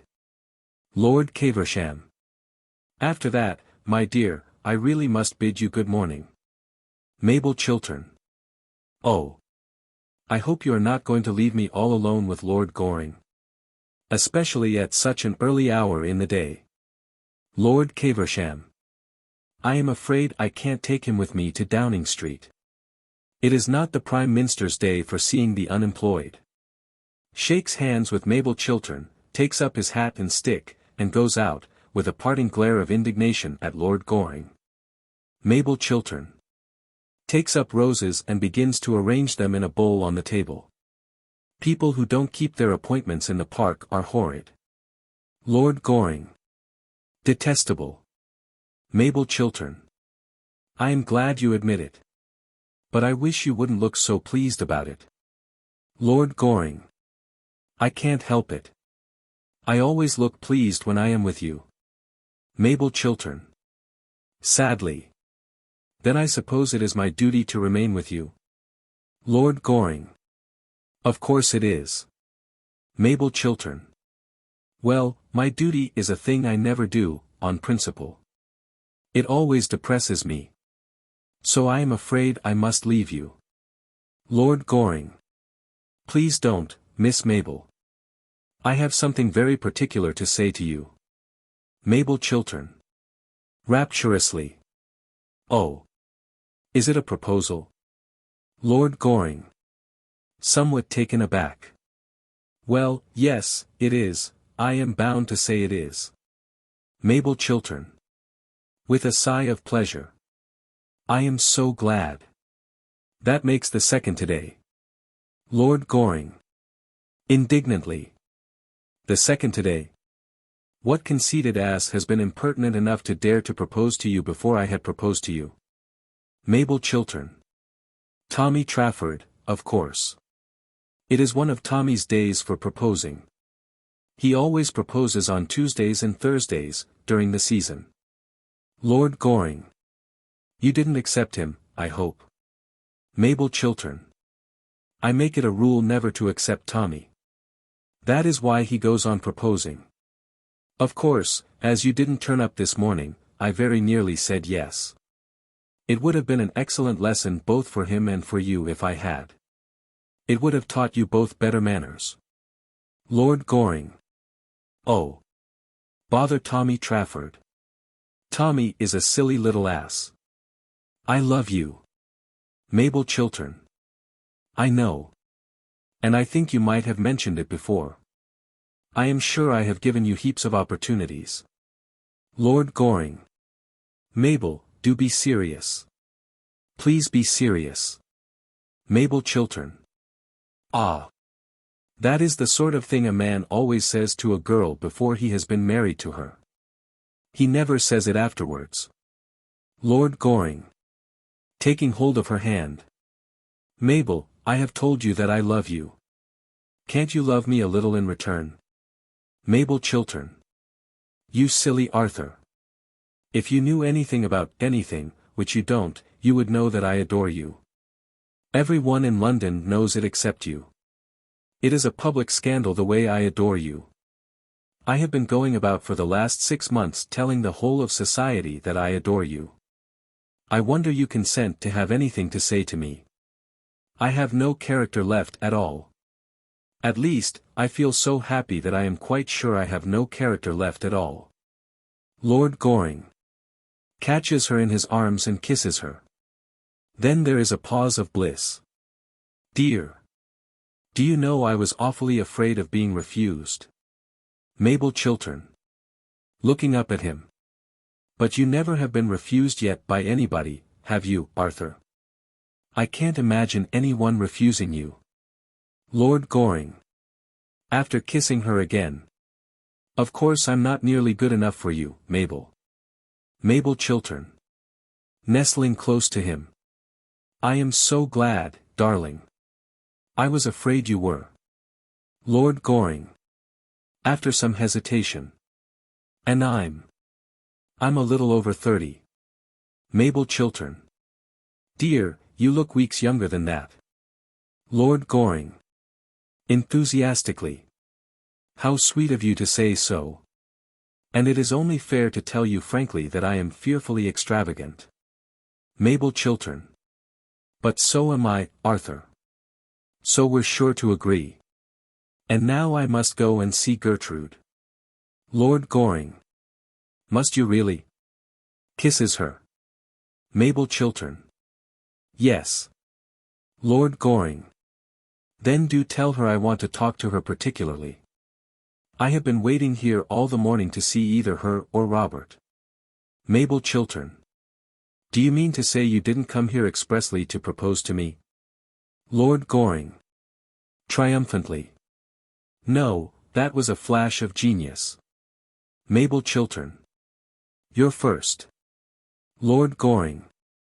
With determination. My last. Mabel Chiltern. I am delighted to hear it. Now don't stir. I'll be back in 5 minutes. And don't fall into any temptations while I am away. Lord Goring. Dear Mabel, while you are away, there are none. It makes me horribly dependent on you. Enter Lady Chiltern. Lady Chiltern. Good morning, dear. How pretty you are looking. Mabel Chiltern. How pale you are looking, Gertrude. It is most becoming. Lady Chiltern. Good morning, Lord Goring. Lord Goring. Bowing. Good morning, Lady Chiltern. Mabel Chiltern. Aside to Lord Goring. I shall be in the conservatory under the second palm tree on the left. Lord Goring. Second on the left. Mabel Chiltern. With a look of mock surprise. Yes, the usual palm tree. Blows a kiss to him, unobserved by Lady Chiltern, and goes out. Lord Goring. Lady Chiltern, I have a certain amount of very good news to tell you. Mrs. Cheveley gave me up Robert's letter last night, and I burned it. Robert is safe. Lady Chiltern. Sinking on the sofa. Safe. Oh. I am so glad of that. What a good friend you are to him, to us. Lord Goring. There is only one person now that could be said to be in any danger. Lady Chiltern. Who is that? Lord Goring. Sitting down beside her. Yourself. Lady Chiltern. I. In danger? What do you mean? Lord Goring. Danger is too great a word. It is a word I should not have used. But I admit I have something to tell you that may distress you, that terribly distresses me. Yesterday evening you wrote me a very beautiful, womanly letter, asking me for my help. You wrote to me as one of your oldest friends, one of your husband's oldest friends. Mrs. Cheveley stole that letter from my rooms. Lady Chiltern. Well, what use is it to her? Why should she not have it? Lord Goring. Rising. Lady Chiltern, I will be quite frank with you. Mrs. Cheveley puts a certain construction on that letter and proposes to send it to your husband. Lady Chiltern. But what construction could she put on it? Oh. Not that. Not that. If I in trouble, and wanting your help, trusting you, propose to come to you that you may advise me, assist me. Oh. Are there women so horrible as that? And she proposes to send it to my husband? Tell me what happened. Tell me all that happened. Lord Goring. Mrs. Cheveley was concealed in a room adjoining my library, without my knowledge.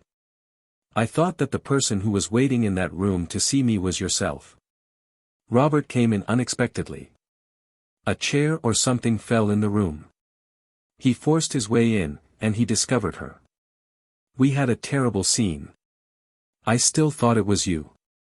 He left me in anger. At the end of everything Mrs. Cheveley got possession of your letter, she stole it, when or how, I don't know. Lady Chiltern. At what hour did this happen? Lord Goring. At 10:30. And now I propose that we tell Robert the whole thing at once. Lady Chiltern. Looking at him with amazement that is almost terror. You want me to tell Robert that the woman you expected was not Mrs. Cheveley, but myself?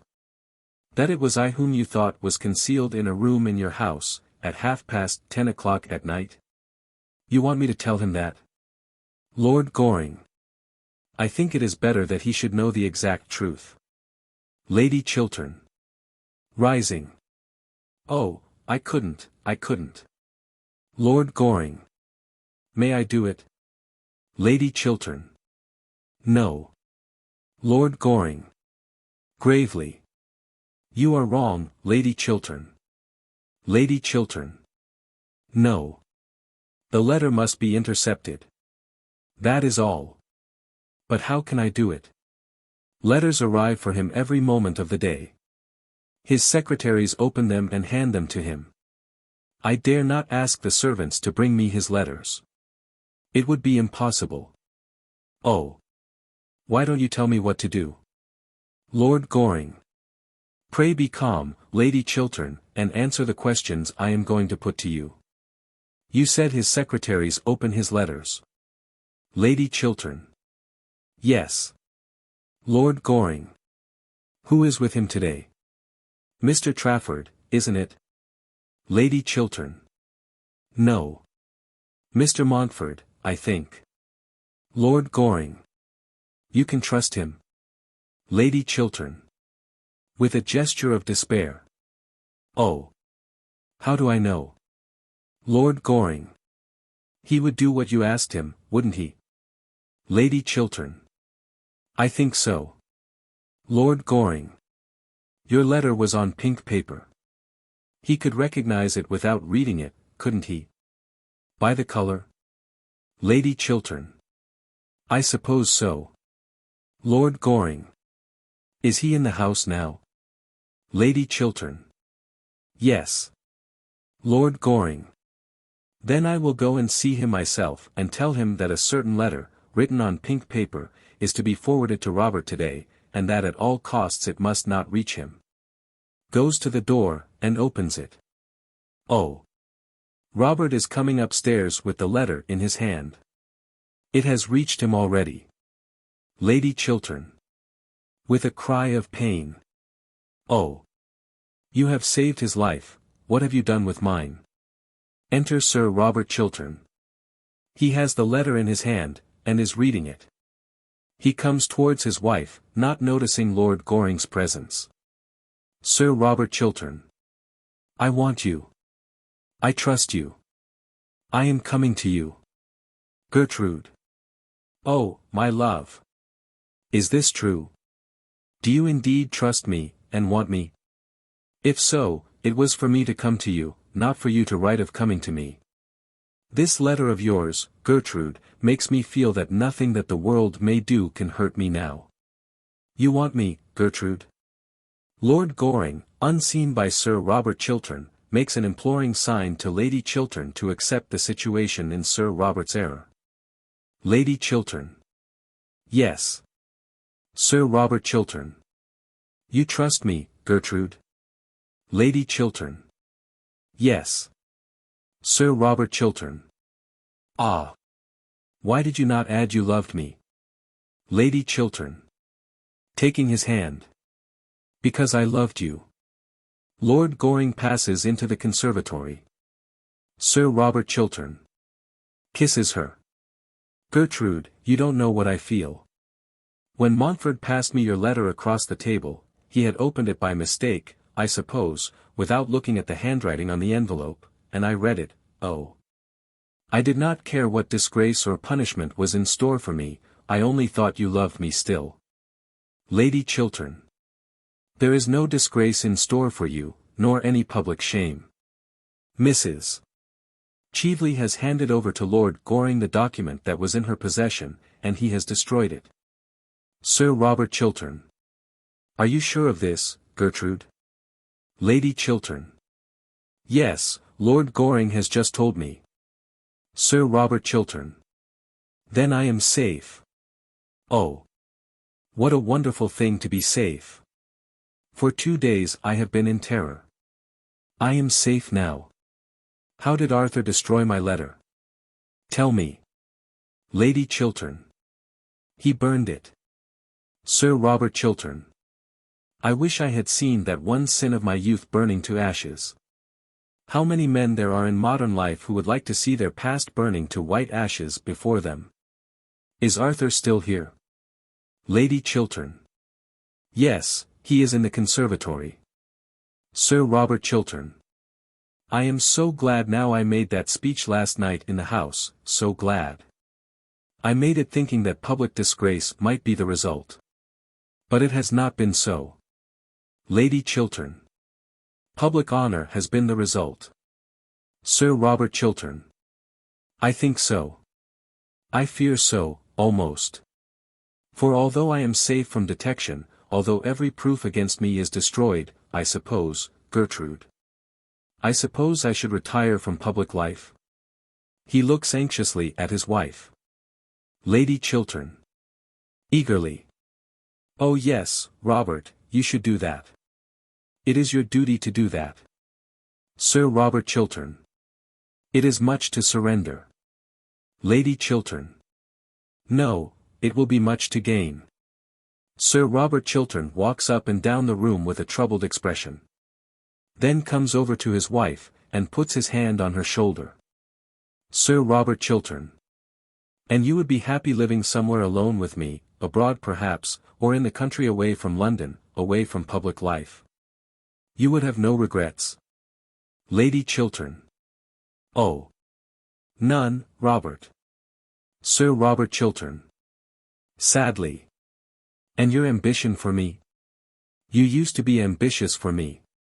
Lady Chiltern. Oh, my ambition.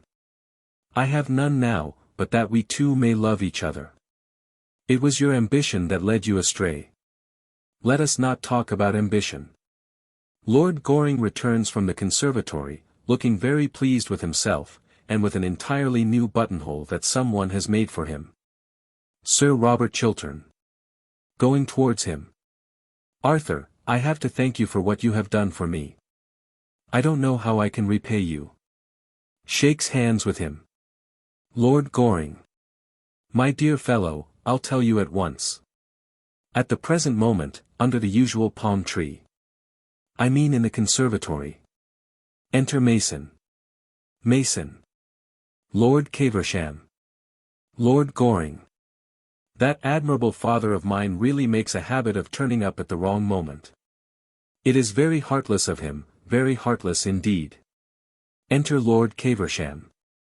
Mason goes out. Lord Caversham. Good morning, Lady Chiltern.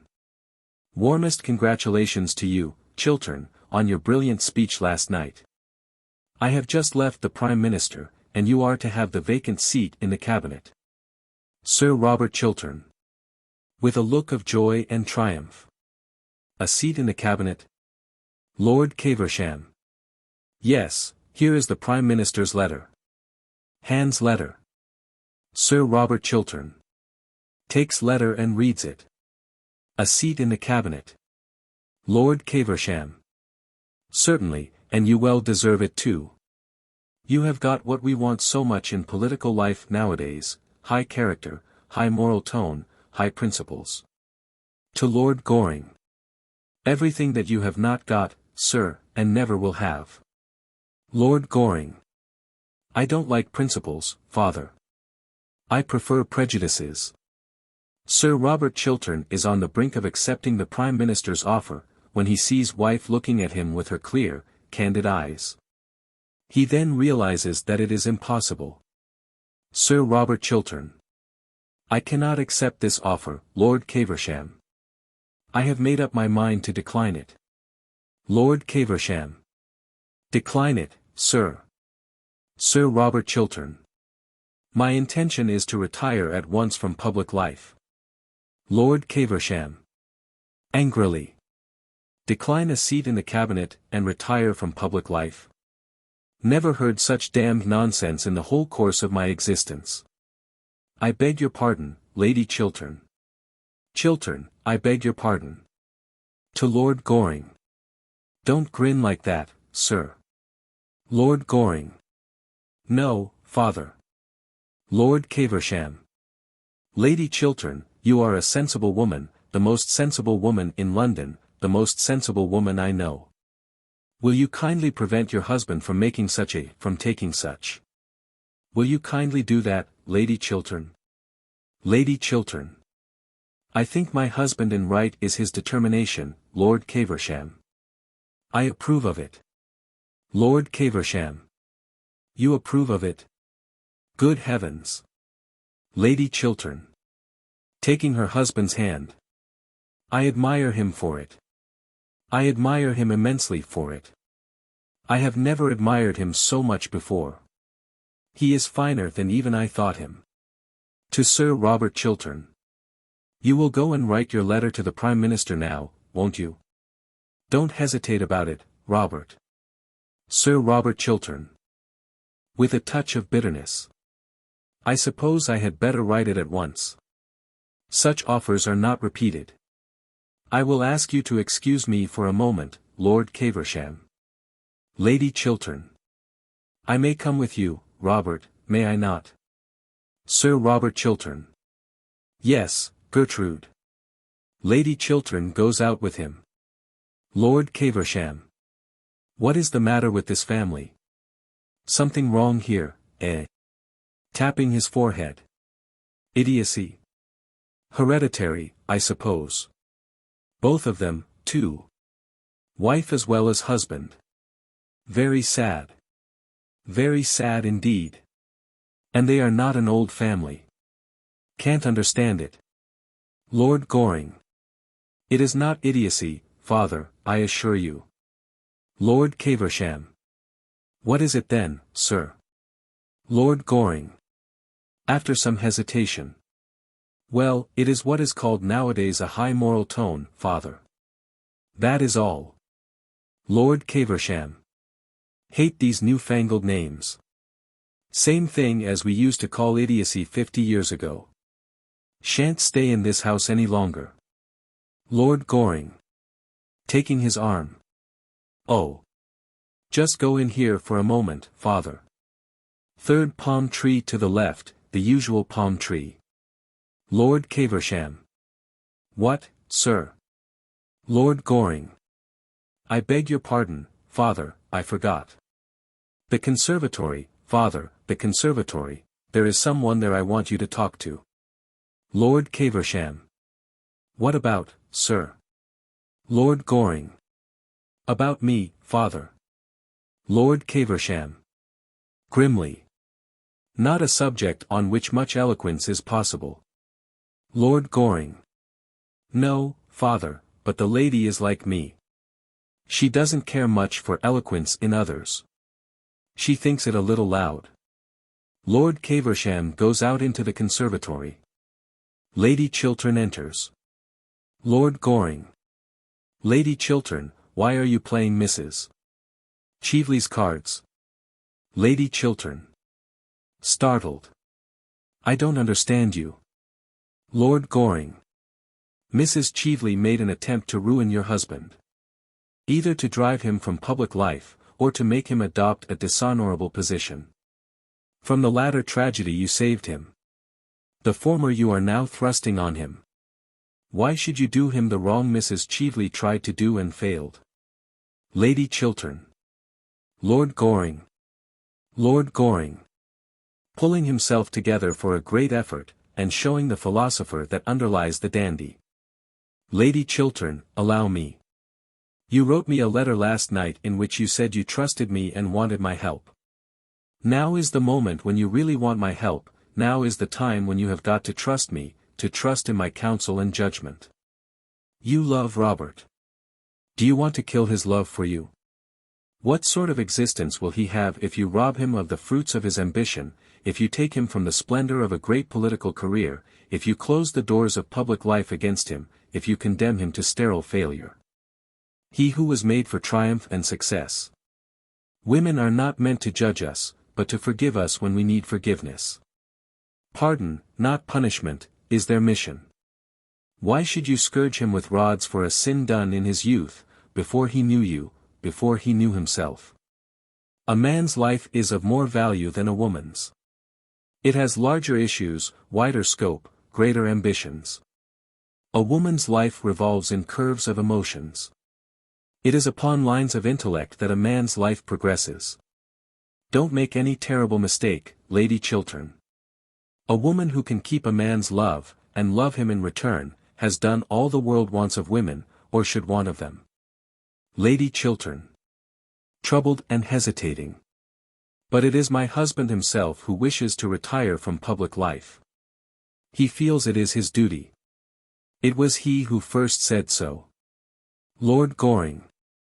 Rather than lose your love, Robert would do anything, wreck his whole career, as he is on the brink of doing now. He is making for you a terrible sacrifice. Take my advice, Lady Chiltern, and do not accept a sacrifice so great. If you do, you will live to repent it bitterly. We men and women are not made to accept such sacrifices from each other. We are not worthy of them. Besides, Robert has been punished enough. Lady Chiltern. We have both been punished. I set him up too high. Lord Goring. With deep feeling in his voice. Do not for that reason set him down now too low. If he has fallen from his altar, do not thrust him into the mire. Failure to Robert would be the very mire of shame. Power is his passion. He would lose everything, even his power to feel love. Your husband's life is at this moment in your hands, your husband's love is in your hands. Don't mar both for him.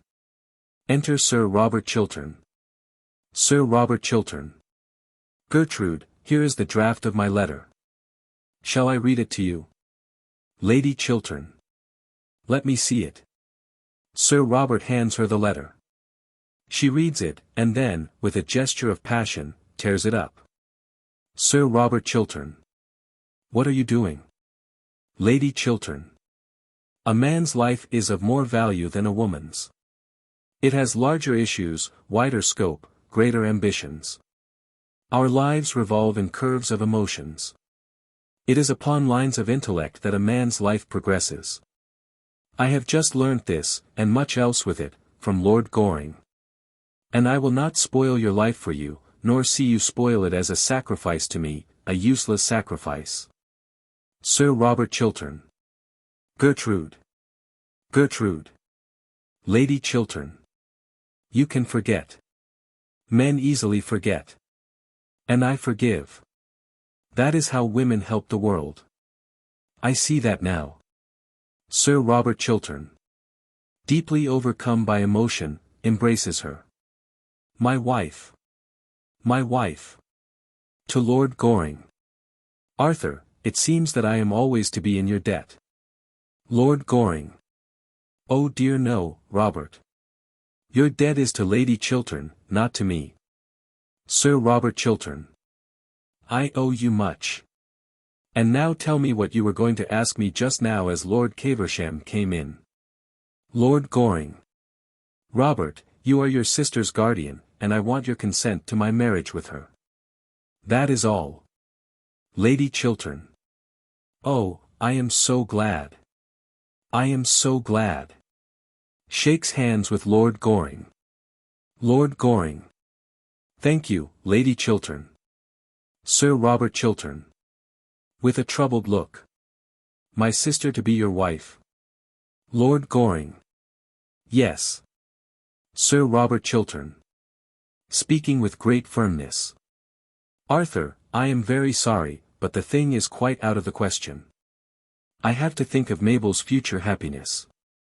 And I don't think her happiness would be safe in your hands. And I cannot have her sacrificed. Lord Goring. Sacrificed. Sir Robert Chiltern. Yes, utterly sacrificed. Loveless marriages are horrible. But there is one thing worse than an absolutely loveless marriage. A marriage in which there is love, but on one side only, faith, but on one side only. Devotion, but on one side only, and in which of the two hearts one is sure to be broken. Lord Goring. But I love Mabel. No other woman has any place in my life. Lady Chiltern. Robert, if they love each other, why should they not be married? Sir Robert Chiltern. Arthur cannot bring Mabel the love that she deserves. Lord Goring. What reason have you for saying that? Sir Robert Chiltern. After a pause. Do you really require me to tell you? Lord Goring. Certainly I do. Sir Robert Chiltern. As you choose. When I called on you yesterday evening I found Mrs. Cheveley concealed in your rooms. It was between 10 and 11 o'clock at night. I do not wish to say anything more. Your relations with Mrs. Cheveley have, as I said to you last night, nothing whatsoever to do with me. I know you were engaged to be married to her once. The fascination she exercised over you then seems to have returned. You spoke to me last night of her as of a woman pure and stainless, a woman whom you respected and honored. That may be so. But I cannot give my sister's life into your hands. It would be wrong of me. It would be unjust, infamously unjust to her. Lord Goring. I have nothing more to say. Lady Chiltern. Robert, it was not Mrs. Cheveley whom Lord Goring expected last night. Sir Robert Chiltern. Not Mrs. Cheveley. Who was it then? Lord Goring. Lady Chiltern. Lady Chiltern. It was your own wife. Robert, yesterday afternoon Lord Goring told me that if ever I was in trouble I could come to him for help, as he was our oldest and best friend. Later on, after that terrible scene in this room, I wrote to him telling him that I trusted him, that I had need of him, that I was coming to him for help and advice. Sir Robert Chiltern takes the letter out of his pocket. Yes, that letter. I didn't go to Lord Goring's, after all. I felt that it is from ourselves alone that help can come. Pride made me think that. Mrs. Cheveley went. She stole my letter and sent it anonymously to you this morning, that you should think. Oh. Robert, I cannot tell you what she wished you to think. Sir Robert Chiltern. What? Had I fallen so low in your eyes that you thought that even for a moment I could have doubted your goodness? Gertrude, Gertrude, you are to me the white image of all good things, and sin can never touch you. Arthur, you can go to Mabel, and you have my best wishes. Oh. Stop a moment. There is no name at the beginning of this letter. The brilliant Mrs. Cheveley does not seem to have noticed that. There should be a name. Lady Chiltern. Let me write yours. It is you I trust and need. You and none else. Lord Goring. Well, really, Lady Chiltern, I think I should have backed my own letter. Lady Chiltern. Smiling. No, you shall have Mabel. Takes the letter and writes her husband's name on it. Lord Goring. Well, I hope she hasn't changed her mind. It's nearly 20 minutes since I saw her last. Enter Mabel Chiltern and Lord Caversham. Mabel Chiltern. Lord Goring, I think your father's conversation much more improving than yours. I am only going to talk to Lord Caversham in the future, and always under the usual palm tree. Lord Goring. Darling. Kisses her. Lord Caversham. Considerably taken aback. What does this mean, sir? You don't mean to say that this charming, clever young lady has been so foolish as to accept you? Lord Goring. Certainly, father. And Chiltern's been wise enough to accept the seat in the cabinet. Lord Caversham. I am very glad to hear that, Chiltern.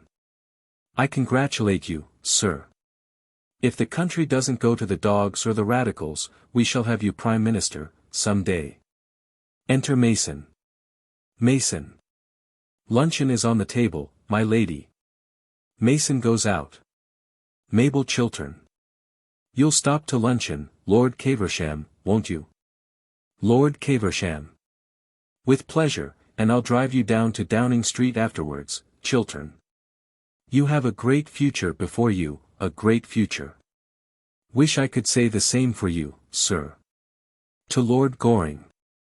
but your career will have to be entirely domestic. Lord Goring. Yes, father, I prefer it domestic. Lord Caversham.